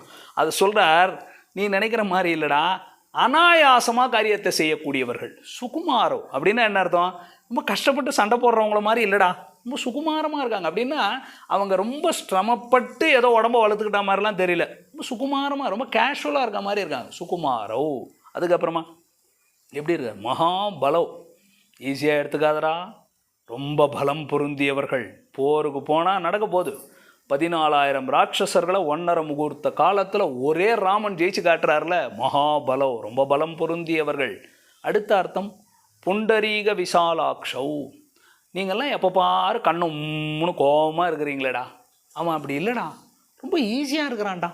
இவ்வளவு தைரியம் இருக்கிறவன் எப்படி இருக்கான்னா, நல்ல வீரன் எப்படி இருப்பான் தெரியுமா, கடுகடுன்னு பார்க்கவே மாட்டான், அவன் பாட்டுக்கு சாதாரணமாக இருப்பான், ரொம்ப அழகாக சாந்தமாக இருப்பான். அப்படின்னா என்ன அர்த்தம், ஸ்டெடியாக இருக்கிறான்னு அர்த்தம். ரொம்ப வீரத்தை இப்படி காட்டுறான்னா கோவம் தான் கெடுக்கும், அவன் கோவப்படுற மாதிரியே தெரிலடா. அவன் தாமரை கண்களை பார்த்தா கீழே தானே சொன்ன ரூப சம்பன்னவனு, சுகுமாரமாக ரொம்ப கேஷுவலாக ஃபைட் பண்ணுறான்னு, அப்படி தான்டா இருக்கு. அவ்வளோ பலம் பொருந்தியவனை பார்த்தா ரொம்ப சாந்தமான கண்ணோட பார்க்குறான்டா.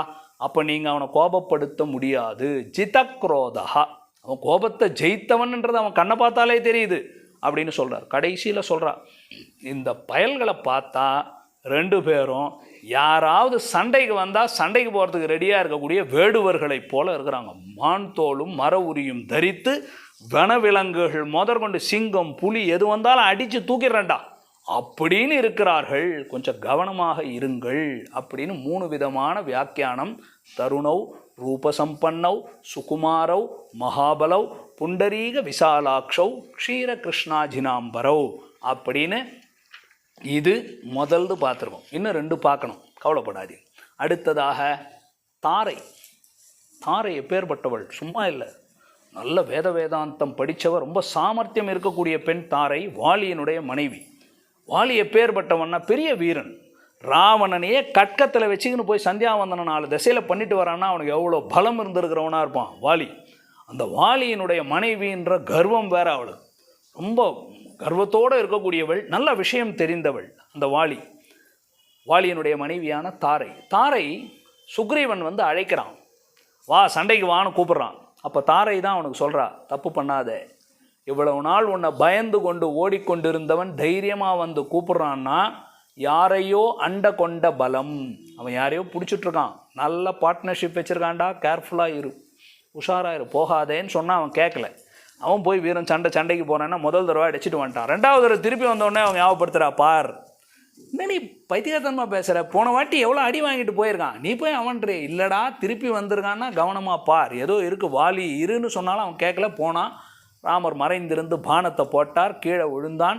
ராம அப்படின்னு பானம் இருக்குது, விழுந்து கிடக்கிறான். 6 கேள்வியை கேட்டான். ராமர் பதில் சொன்னார். கடைசியில் சொல்லிட்டான், நீ சொன்னதெல்லாம் பொருந்தும், நான் அதர்மமான வாழ்க்கையை வாழ்ந்தேன், என் தம்பியை இப்படி நடத்தியிருக்கக்கூடாது, நீ சொன்னது பொருந்தும், சந்தோஷம், ரொம்ப சந்தோஷம் ராமா, எனக்கு அவனுக்கு வெற்று வீடு, இங்கே இருக்கக்கூடிய சிம்பிளாக இந்த ஹவுஸை கொடுத்துட்டேன், எனக்கு பெரு வீடு கொடுத்தாய், எனக்கு பெருசனான வீட்டின்பத்தை கொடுத்தாய், நான் மோட்சத்துக்கு போகிறேன், சந்தோஷம் எனக்குன்னு சொல்லிட்டு கிடக்கிறான்.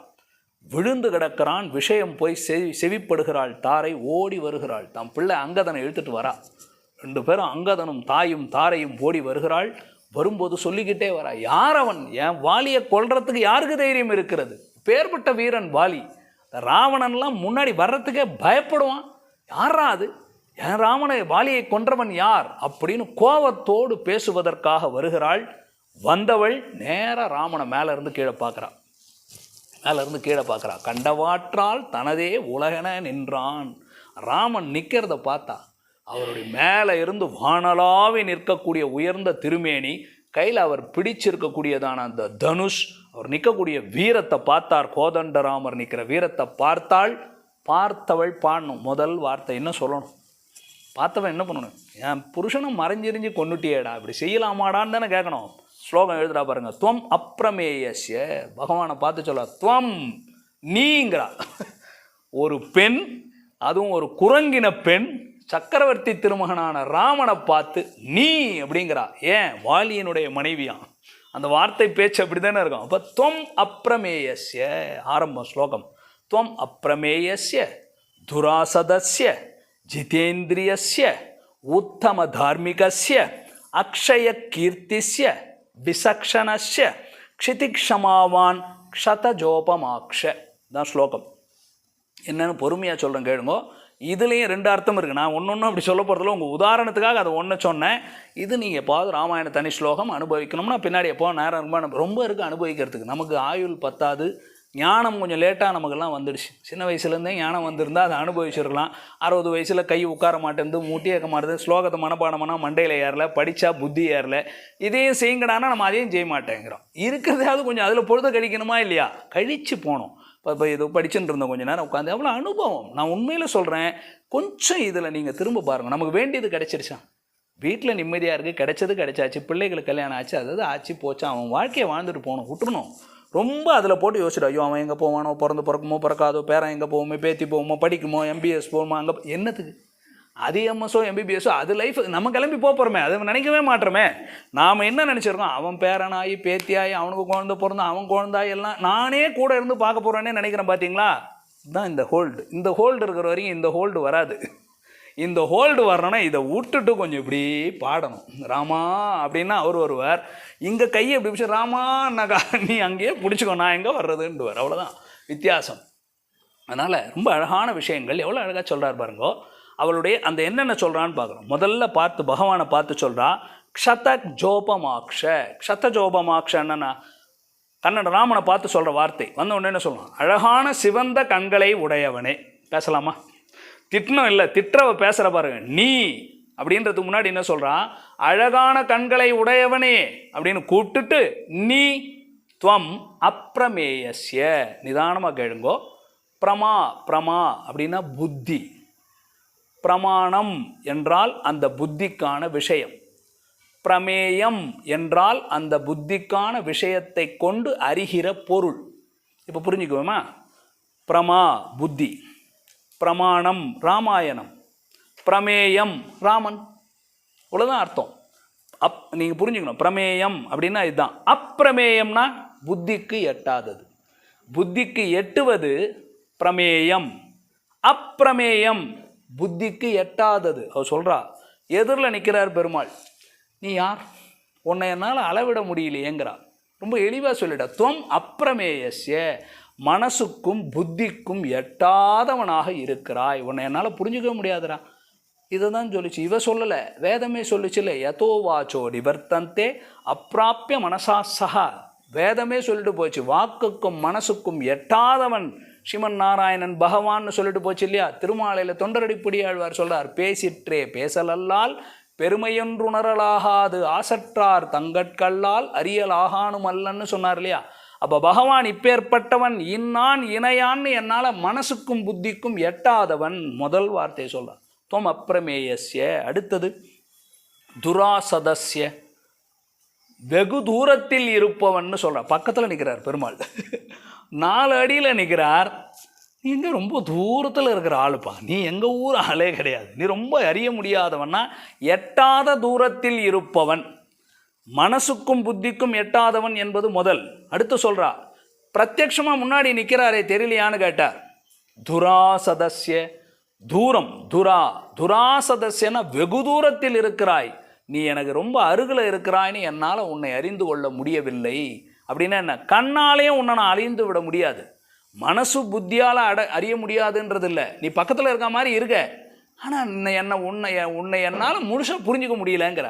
துராசதஸ்ய. அதுக்கப்புறம் சொல்கிறா, பகவானுடைய மிக உயர்ந்ததான ஜிதேந்திரியஸ்ய, இந்திரியங்களை ஜெயித்தவனேங்கிறா. ஜிதேந்திரியன்னா என்ன? நீ வர்ற வழியில் யாராவது காட்டுக்கு போனால் காட்டுக்கு போவாங்களாடா? எவ்வளோ அழகான பெண்கள் இருக்கிறாங்க, எங்கே போனாலும் நீ ராஜ்யத்தில் சந்தோஷமாக சுகமாக. இந்திரன் யூஸ்லெஸ் ஃபெலோ, ஏதாவது தவங்கவம் பண்ணிட்டு உக்காந்துட்டு ரம்பை திலோத்தமை ஊர்வசினி அப்போ பாரு டான்ஸை பார்த்துட்டு உக்காந்துன்னு இருக்கான். நீ சக்கரவர்த்தி திருமகன், கோசல ராஜ்யத்துக்கு அதிபதி, பூமிக்கே அதிபதியை போல இருக்கிற, உனக்கு என்னடா குறைச்சல்? ஹாப்பியாக ஜாலியாக ராஜ்யத்தில் இருக்கிறத விட்டு அது வேணான்னு விட்டுட்டு வந்திருக்கியடா. கடைசியில் சொல்கிறான், நான் அழகு படைத்தவள், என்னை பார்த்துட்டு இப்படி கண்டுக்காத மாதிரி இருக்கியே, என்னை பார்த்தும் பார்க்காத மாதிரி இருக்கே. ஜிதேந்திரியஸ்ய, இந்திரியங்களை ஜெயித்தவனே. இவ்வளோ காரியம் பண்ணிவிட்டு ஒன்றும் தெரியாதவன் மாதிரி நிற்கிறியே. நாம் கூட சின்னதாக ஜெயிச்சு முடிச்சிட்டா நமக்கே தெரியாமல் ஒரு அகங்காரத்தில் ஒரு சிரிச்சு அப்படின்னு நிற்கிறியேடா. ஜிதேந்திரியஸ்ய, அனைத்தையும் ஜெயித்தவனாக இருக்கிறாயே, இந்திரியங்களை ஜெயித்தவனே. ஜித் அப்படின்னா ஜெயித்தல், இந்திரியம், ஜித் இந்திரியம் அப்படின்னா இந்திரியங்களை ஜெயித்தவன். அது அடுத்தது தும் ஜிதேந்திரியஸ்ய. அடுத்து சொல்கிறான், ரொம்ப அழகான வாக்கியம். தாரை திட்டணுமா இல்லையா? நீ மறைஞ்சிருந்து என் வாலியை கொன்னுட்டியே படுபாவின்னு திட்டணுமா இல்லையா ராமன்? அவன் என்ன சொல்கிறா பாருங்க, உத்தம தார்மிகஸ்ய. தார்மிகன் இல்லை, தார்மிகஸ்ய இல்லை, உத்தம தார்மிகஸ்ய. தர்மம், தார்மிகன், தார்மிகன், உத்தம தார்மிகன். தர்மம்னா குணம், தார்மிகன் என்றால் குணி, உத்தம தார்மிகன்னா அந்த குணத்தை உடையவர்களுக்குள்ளே பெரியவன். இப்படி அனுபவிக்கணும். தார்மிகன், தர்மம் அப்படின்னா அது ஒரு குணம். தார்மிகன் என்றால் தர்மத்தை அறிந்தவன், தர்ம வழியில் நடப்பவன். உத்தக தார்மிகன்னா என்ன அர்த்தம்? அப்படி தர்ம வழியில் நடப்பவர்களுக்குள்ளே, தர்மம் அறிந்தவர்களுக்குள்ளே தலைவன் நீ. அவர் சொல்கிற வார்த்தை. இப்போ வாலியை மறைந்திருந்து கொன்றது அது குற்றமா சரியானு பேசலாமா? பொண்டாட்டியே சொல்லிட்டான். அவள் சொல்ல, நீ ரொம்ப தர்ம காரியம் பண்ணியிருக்கடா, ஆனால் வேறு விசாரமே கிடையாது. எங்களுக்கு பட்டிமன்றம் போனோன்னா தமிழ்நாட்டில் இதே பண்ணிட்டு அது ஒரு பெரிய நாத்திக கும்பல் உட்காந்துன்னா அவன் கத்திண்டு அது பாட்டுக்கு இருப்பான். அது அவனுக்கு பொழுதுபோக்கு. அவன் சம்பாதிக்கிறதுக்கு அவனுக்கு ஒரு 10 பேர் நம்ம தான் இருக்கமே எல்லாத்தையும் பார்க்குறதுக்கு. அவன் பார்த்துட்டு இருப்பான், அவன் பொழுதுபோகும். அதனால் அது உத்தம தார்மிகசிய. அடுத்து சொல்கிறான் அக்ஷய கீர்த்திஸ்ய. க்ஷயம் அப்படின்னா, க்ஷயம் அப்படின்னா அழிந்து போதல், குறைந்து போதல். இப்போ சந்திரனை சொல்கிறேன் இல்லையா, சந்திரனுக்கு என்ன க்ஷயரோகம் அப்படின்னா சந்திரன் குறைஞ்சிக்கிட்டே வரார், தேய்பிரை. அதுதான் க்ஷயம், குறைந்து போதல். நமக்கெல்லாம் கீர்த்தி குறைஞ்சி போயிடுமா? சார் போன வருஷம் வரைக்கும் he was the best person அப்படின்னு அவார்டு வாங்கினார், இந்த வருஷம் லாஸ்ட்டு. நமக்கு ஒரு நாளைக்கு ஒன்று இருக்கும். திடீர்னு ஒரு நாளைக்கு கோவம் வந்துடும், ஒரு நாள் நல்லா நடந்துக்கும், பிடிச்சவனுக்கு இருக்கும், பிடிக்காதவனுக்கு இருக்கும். எல்லாரையும் சாட்டிஸ்ஃபை பண்ண முடியுமா? நமக்கெல்லாம் புகழ் எப்படி இருக்கும்னா, அப்போ புகழோடு இருந்தார், அவர் ஒரு காலத்தில் புகழோடு இருந்தார், இப்பொழுது புகழெல்லாம் வற்றி போய்விட்டதுன்னு சொல்லுவோம். ராமனுடைய புகழ் வற்றி போகுமா? சொல்கிறா அக்ஷய கீர்த்திஸ்ய, குறையாத புகழை உடையவன். அவர் சொல்கிற வார்த்தை துவம் அக்ஷய கீர்த்திஸ்ய. அதற்கடுத்தபடியாக விசக்ஷணஸ்ய. அது என்னது விசக்ஷணம்? சாமர்த்தியண்டா உனது. அவள் தான் சொல்கிறான் இந்த வார்த்தையை. ராமா ரொம்ப சாமர்த்தியக்காரன். வாலியை பிடிச்சிட்டு நீ போயிருந்தன்னா ராவணன் கொண்டாந்து சீதையை கொடுத்துட்ருப்பான். ராமனுக்கும் வாலிக்கும் நட்புன்னு தெரிஞ்சிருந்தோன்னு வச்சுக்கோங்களேன், ராவணனே திருப்பி புஷ்பக விமானத்தில் கொண்டாந்து சீதையை கொடுத்துட்டு தேங்க்யூ வாலி கொடுத்துட்டோம்பா, நீ சண்டைக்கு வராதப்பான்னு போயிருப்பான். ஏன்னா வாலிக்கு பயம். அப்போ என்ன ஆகிடும்? ராமனுக்கு பெருமை இல்லாமல் போயிடும். நீ வாலிக்கு இதை மாதிரி கூப்பிட்டு வச்சு பேசி கீசி சமாதானம் பண்ணியிருந்தேன்னா வாலியால் ராவணன் கொண்டாந்து திருப்பி கொடுத்துட்ருப்பான். அப்போ ராமனுக்கு புகழ் இல்லாமல் போயிடுமே. அதனால் பெருமாள் என்ன பண்ணார்? இவன் ரொம்ப பலம் இருக்கிறவனா போடுறா ஒரு பானத்தை. நீ ஏதோ பலம் பண்ணீங்களே, ஒரு பானம் நிற்க முடியல, இவனை போய் பலம் பண்ணுறீங்க, போயிட்டான். இப்போ என்ன பண்ணிட்டார்? ஏதோ ஒரு குரங்கு, அடி வாங்கின குரங்கு, அவங்க அண்ணங்கிட்ட அடி வாங்கி பயந்து ஒளிஞ்சு வாங்கினான். அவனை ஃப்ரெண்ட்ஷிப் வச்சுன்னு போய் ஜெயிச்சிட்டான். அப்போ பின்னாடி மண்டோதரி சொல்ல போகிறா இதை. அப்போ என்ன ஆகும்? சாமர்த்தியம், ரொம்ப சாமர்த்தியம் இருக்கிறவன்டா நீ அப்படின்னு சொல்கிறாள். அது விசக்ஷணஸ்ய. அடுத்தது க்ஷிதிக்ஷமாவான், பொறுமை என்ற குணம். க்ஷமை அப்படின்னா எது? பொறுமை. க்ஷிதிக்ஷமாவான்னா என்ன? பொறுமையில் பூமியை ஒத்த குணத்தை உடையவன். அப்படின்னா பூமியை போல் இருக்கக்கூடிய பொறுமை. எவ்வளோ அமைதியாக இருக்க. எத்தனை பேர் என் புருஷன் என்னென்ன கேள்வி கேட்குறான், எல்லாம் சண்டை போடுறான், அது இதுன்றான், நீ ஒன்றும் தெரியாதவன் போல் அமைதியாக இருக்கிற பொறுமையா? க்ஷிதிக்ஷமாவான். இப்போ 7 விஷயம் சொல்லியிருக்கார். அது வரைக்கும் அனுபவிப்ப. திருப்பி என்ன சொன்னால், துவம் அப்ரமேயஸ்ய துராசதஸ்ய ஜிதேந்திரியா உத்தம தார்மிகஸ்ய அக்ஷய கீர்த்திஸ்ய விசக்ஷணஸ்ய க்ஷிதிக்ஷமாவான் என்று 7 கொண்டாட்ட வார்த்தைகளை யார் பேசுகிறா? இவகிட்ட வச்சார் வால்மீகி. இவர் சொன்னதெல்லாம் யாருக்கு? அப்ரமேயன். பெங்களூரு பக்கத்தில் ஒரு பெருமாள் இருக்கார், தெரியுமா உங்களுக்கு? எங்கே இருக்கார்? அப்ரமேய சுவாமி. அங்கே போய் அடுத்த வாட்டி சேவிக்கும் போது இந்த ஸ்லோகம் ஞாபகம் வரணும் உங்களுக்கு. அப்ரமேய சுவாமின்னு சொல்கிறேன் இல்லையா, அப்போ அர்த்தம் ஞாபகம் வரணும். அப்ரமேயன்னா யார் அப்படின்னு புரியணும். அப்போ வைய வந்த வாயாலே வாழ்த்தி போனால் தாரை. கடைசிக்கு வந்துடுவோமா? இந்த மாதிரி தான் ரொம்ப அழகான விஷயம். முடிச்சிடலாம், 10-15 நிமிஷம் தான். நான் ரொம்ப உள்ளே போகிறதில்ல, இருக்கிறத சொல்லி பண்ணுறேன். மண்டோதரி, ராவணன் விழுந்து போனான், மாண்டு போயிட்டான். இன்று போய் நாளை வா அப்படின்னு ராமன் அவனுக்கு வாய்ப்பு கொடுத்தார். மறுநாள் வந்து நின்றான். திரும்பவும் பகவான் அவனுடைய கிரீடத்தை அழித்து, அவனுடைய ஆயுதங்களை அழித்து, தேரை ஒழித்து, தேரோட்டியை அழித்து, நிராயுத பாணியாக நிற்க வைத்து, பனங்காய அறுக்கிறது போல அவனுடைய ஒரு தலையையும் தனித்தனியாக வெட்டி கீழே விழுவதை அவனே பார்க்கும்படியாக பண்ணி, கடைசியில் அவனுடைய மூலபலத்தை அழித்து அவனையும் கொன்று முடிக்கிறார். விழுந்து கிடக்கிறான். இந்த ராவணனுக்கு ஒரு பொண்டாட்டி 2 பொண்டாட்டி இல்லை, எக்கச்சக்க பொண்டாட்டி. ஆனால் அனைத்து மனைவிகளுக்குமே ராவணன்னா அவ்வளோ பிடிக்கும். பெரிய வீரன், பெரிய வீரியன், நல்ல வரபலம் இருக்கக்கூடியவன், அதெல்லாம் குறை சொல்லக்கூடாது, நல்ல வீரனாக இருக்கக்கூடியவன். பல மனைவிகள் அவனுக்கு. எல்லா மனைவிகளும் ஓடி வராங்க, வாயிலையும் வயிற்றிலையும் அடித்து கொண்டு எல்லா மனைவிகளும் ஓடி வராங்க. ஒவ்வொருத்தையும் ஓடி வரா வந்து அவனை தேடி சடலங்களை தேடுறாங்க. விழுந்து கிடக்கிற சடலங்கள், டெட் பாடிஸ் எல்லாத்தையும் தேடி அதுக்குள்ளே போய் இவள் இருக்கிற சடலத்தை போய் வாயிலையும் வயிற்றிலையும் அடிச்சுக்கிட்டு, ஐயோ ராவணா அப்படி விழுந்து கிடக்கிறியே, ஒருத்தி எடுத்து அவனை சேர்த்து கட்டிக்கிறா, ஒருத்தி அவனுடைய தலையை பிடிச்சு கொன்றா, அவனை எடுத்து மடியில் வச்சுக்கிறா.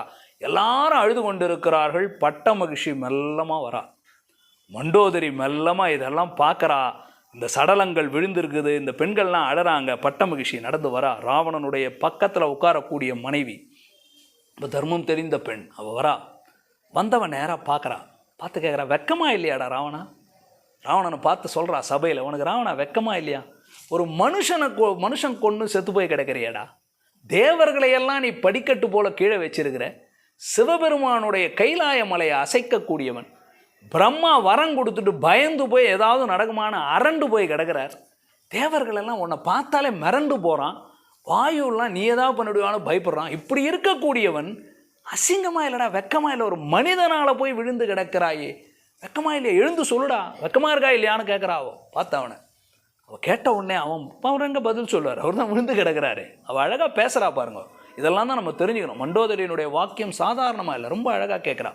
தெரிந்தது எனக்கு அப்பொழுதே. நீ என்ன நினச்சிட்ட தெரியுமா?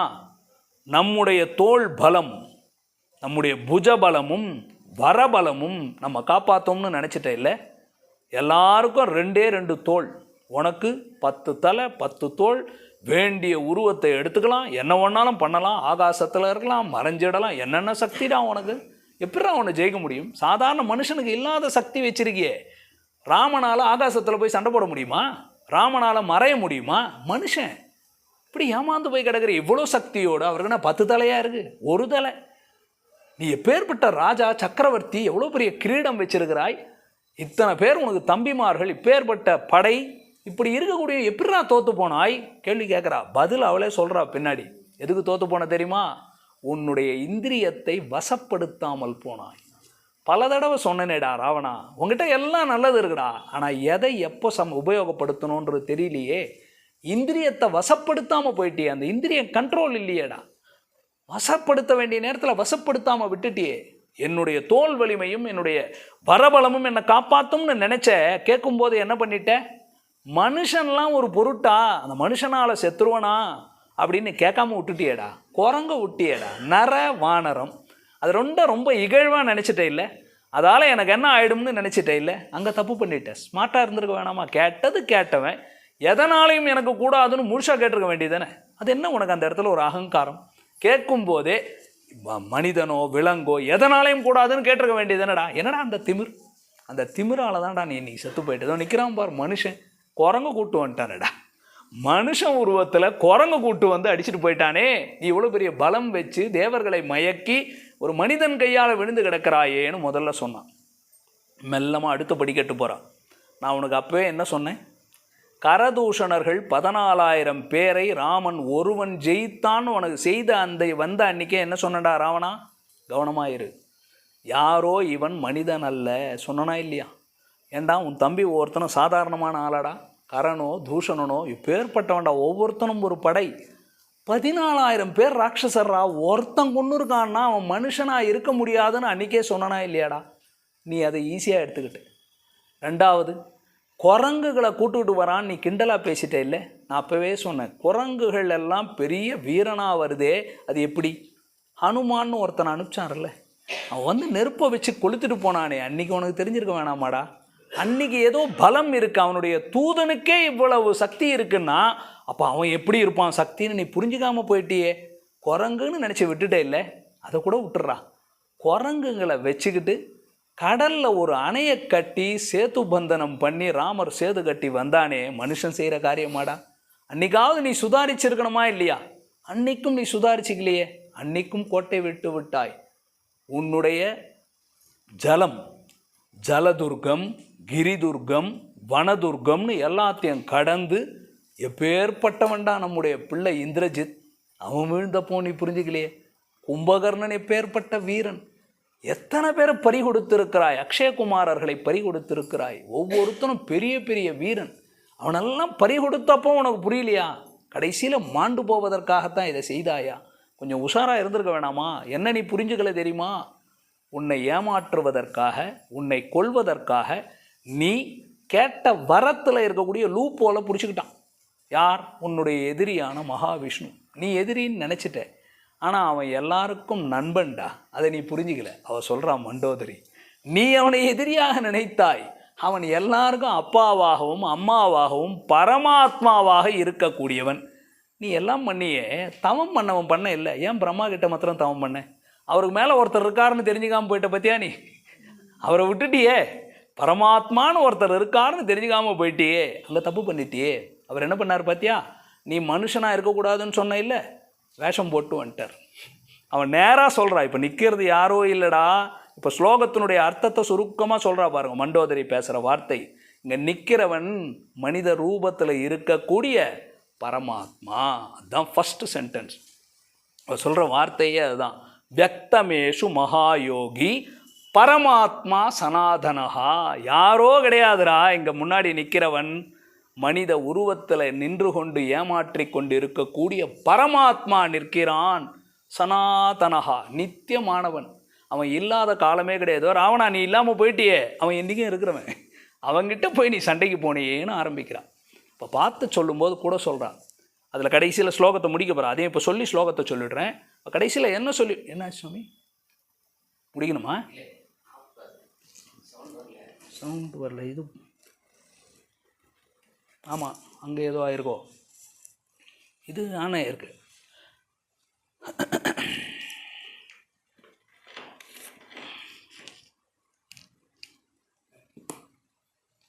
அதை ஆஃப் பண்ணுங்க, அப்போ தான் வரும்.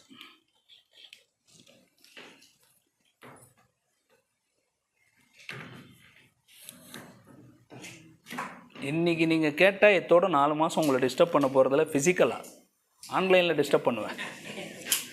கேட்கணுங்கிறவங்க கட்டாயம் இல்லை, அனுபவிப்போம். நல்ல விஷயத்தை இப்படி அனுபவிக்க போகிறோம். ஒரு நாள் நல்லா கேட்குறேன். எவ்வளோ அழகான விஷயங்கள் இல்லையா? அப்போ மண்டோதரி சொல்கிறாள். சொல்லிட்டு கடைசியில் சொல்கிறா, நீ எல்லாம் தேவர்களை எல்லாம் ரொம்ப படிக்கட்டில் போட்டுட்டோம், அவங்கெல்லாம் ஜெயிச்சிட்டோன்னு நினைக்கிற இல்லை. அந்த தேவர்கள் தாண்டா குரங்கா இருக்கான். அந்த தேவர்களுடைய பத்தினிகளை நீ சிறைபிடிச்சிருக்க இல்லை. அந்த விஷ்ணு பிளான் போட்டு அந்த தேவர்களெல்லாம் நீ குரங்கு கரடியாக வாடான்னு சொல்லிவிட்டு மகாவிஷ்ணு நான் மனுஷனாக வரேன்னு சொல்லி வந்து ஏமாந்து போயிட்டியேடா. நீ எதை விட்டியோ அதை உபயோகப்படுத்தி உன்னை படுக்க வச்சுட்டான். பரமாத்மானு தெரிஞ்சுக்காமல் போயிட்டியே அப்படின்னு அவளும் வைய வந்த வாயாலே வாழ்த்தி போனாள். திட்டத்துக்கு வந்திருக்கணும். அவன் நிற்கிறான், பெருமாள் நிற்கிற அழகை பார்த்தாள். பார்த்த உடனே பகவானை வாழ்த்தி பேசுகிறாள். 4 ஸ்லோகங்கள். மண்டோதரி சதுஸ்லோகி என்று இந்த ஸ்லோகத்துக்கு பேர். ஸ்லோகத்தினுடைய அதனுடைய முக்கியமான அர்த்தத்தை சொல்லி நிறுத்திவிடுறேன். ஏன்னா அது ரொம்ப அழகான விஷயம். வாய்ப்பு கிடைக்கும் போது நிதானமாக பார்க்கலாம். எனக்கு கொஞ்சம் உள்ளே போக ஆரம்பிச்சேன்னா அப்புறம் அது 1 மணி நேரம் இழுத்துரும். ஆனால் ஸ்லோகத்தினுடைய அர்த்தத்தை கவனமாக கேட்டுக்கோங்க. இவ்வளோ கேட்டுட்டீங்க, நல்லா கேட்டுருங்க. 4 ஸ்லோகத்தை 2 பிரிக்கணும்.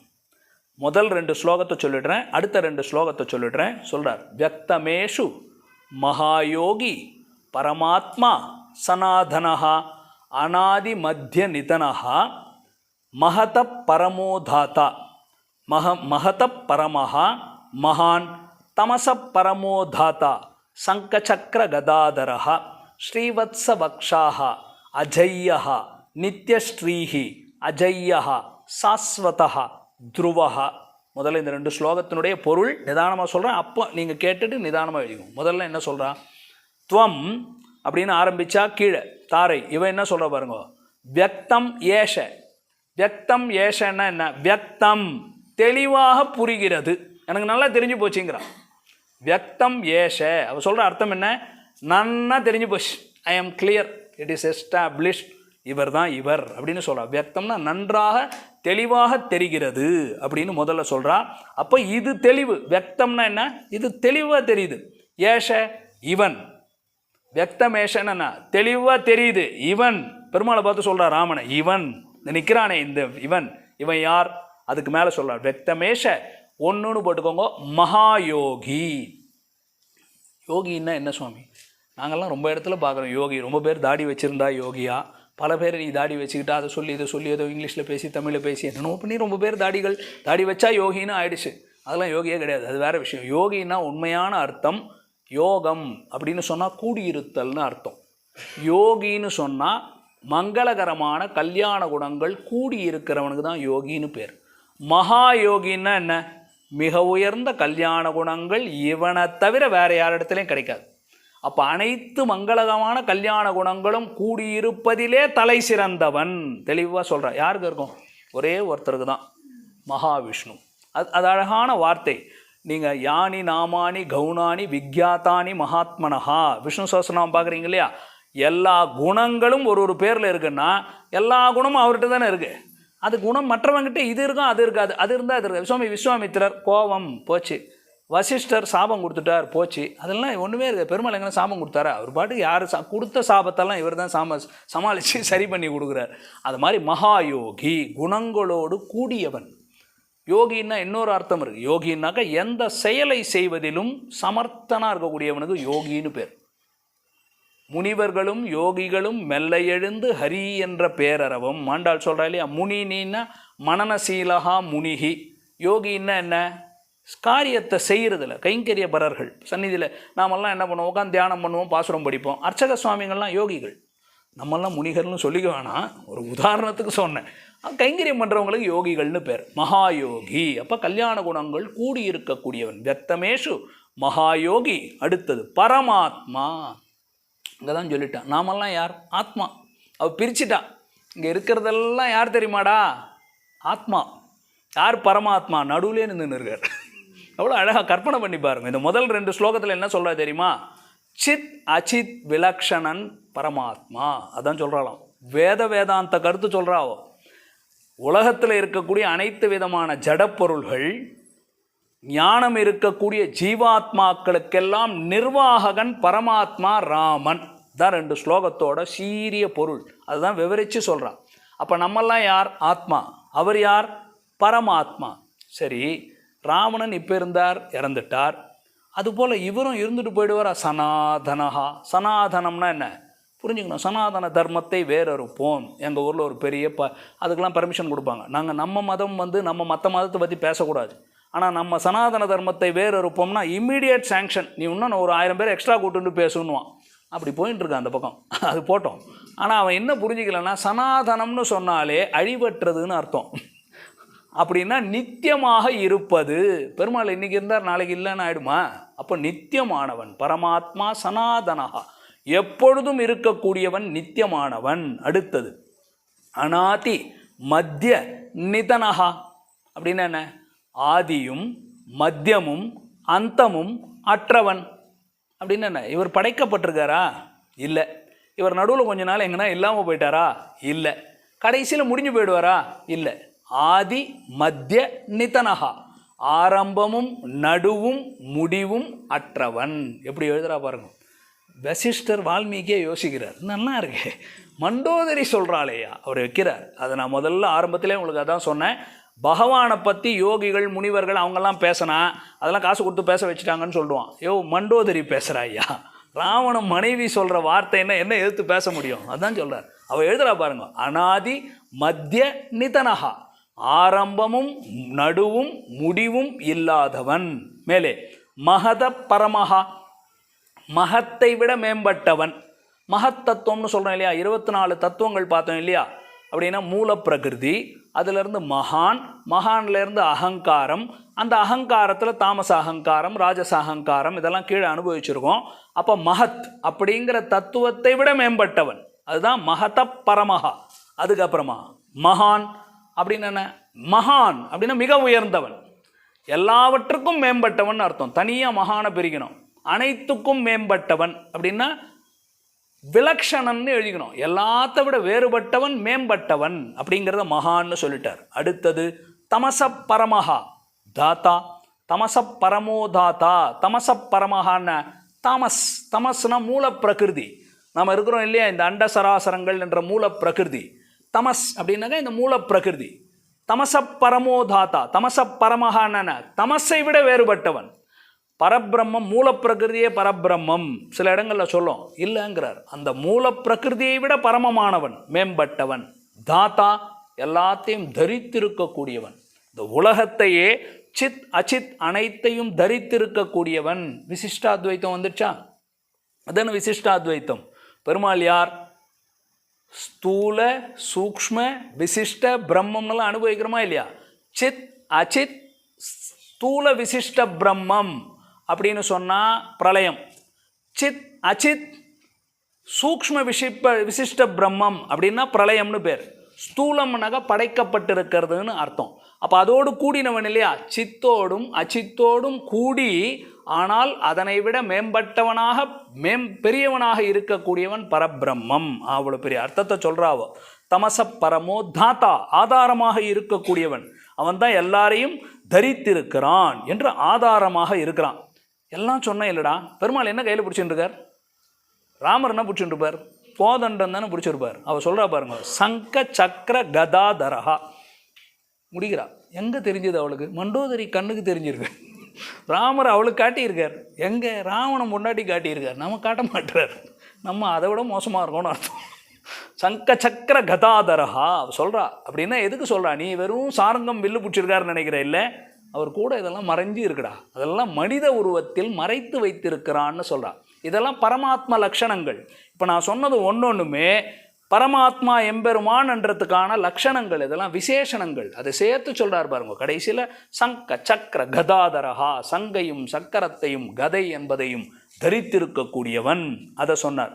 அடுத்தபடியாக பகவானுக்கு இருக்கக்கூடியது மேலே ரொம்ப அழகாக சொல்கிறார். எல்லாம் பெருசாக சொன்னான், நமக்கு வேண்டியது சொல்லலை. ஸ்ரீவத்ச வக்ஷாகா, அவளுக்கு கண்ணுக்கு தெரிஞ்சிருக்கு. ராமருடைய மார்பில் ராவணன் யோசிச்சிருப்பான், இறந்துட்டான்.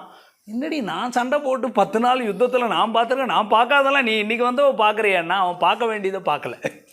அவன் வீரத்துக்கு இலக்காகி போனான். இவன் பரமாத்ம தத்துவத்தை நிதர்சனமாக பார்த்து பேசுகிறாள்.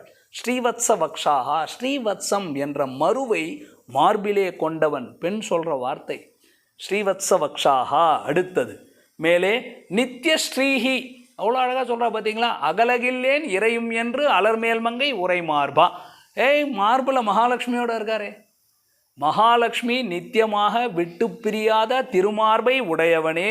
எப்படி பேசுகிறா பார்த்தீங்களா? நித்திய ஸ்ரீஹி அஜய்யா. பகவான் எப்பேற்பட்டவன் கேட்டால் அஜய், ஜெயிக்கக்கூடியவன், யாராலும் ஜெயிக்க முடியாதவன்.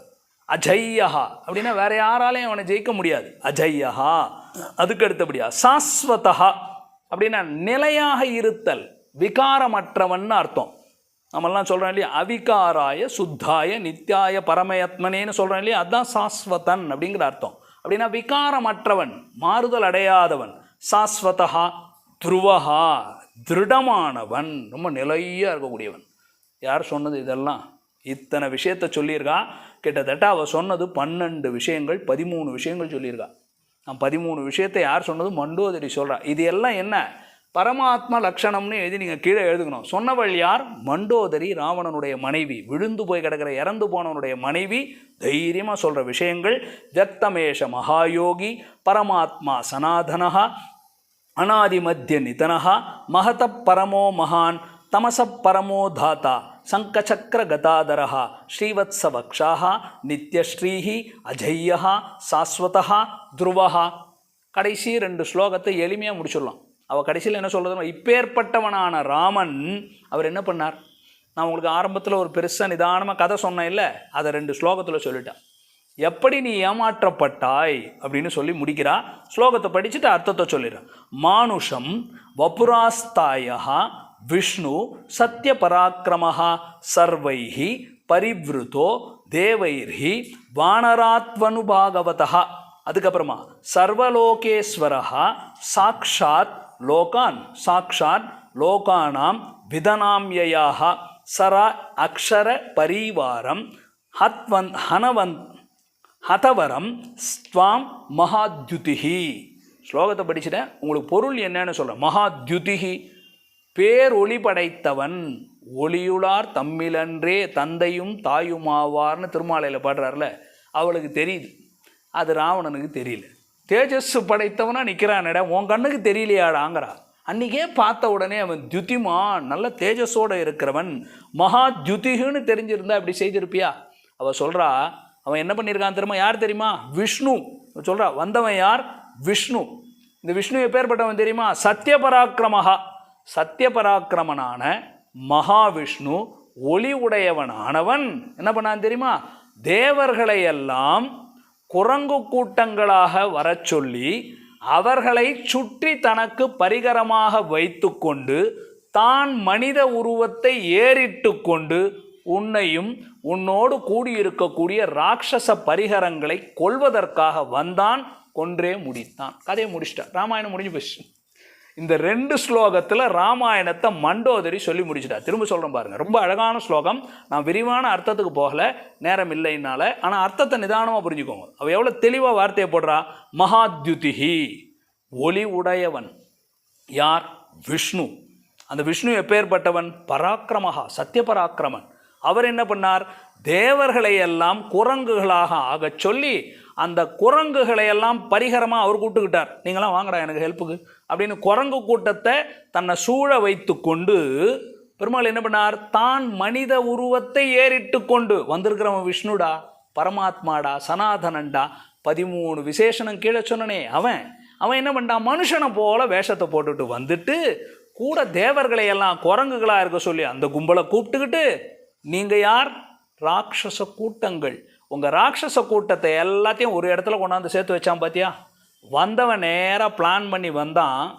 ஜனஸ்தானத்தில் 14,000 பேரை சேர்த்து வச்சு முடிச்சிட்டான்.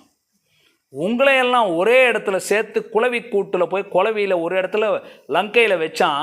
உள்ளே வந்தான், 10 நாளில் உங்கள் எல்லாரையும் முடிச்சிட்டான். நீ என்ன நினச்சிக்கிட்டு இருக்க? நான் வரம் பெற்றேன், புஜபலம், அந்த பலம், இந்த பலம், முடிச்சே போயிட்டானேடா.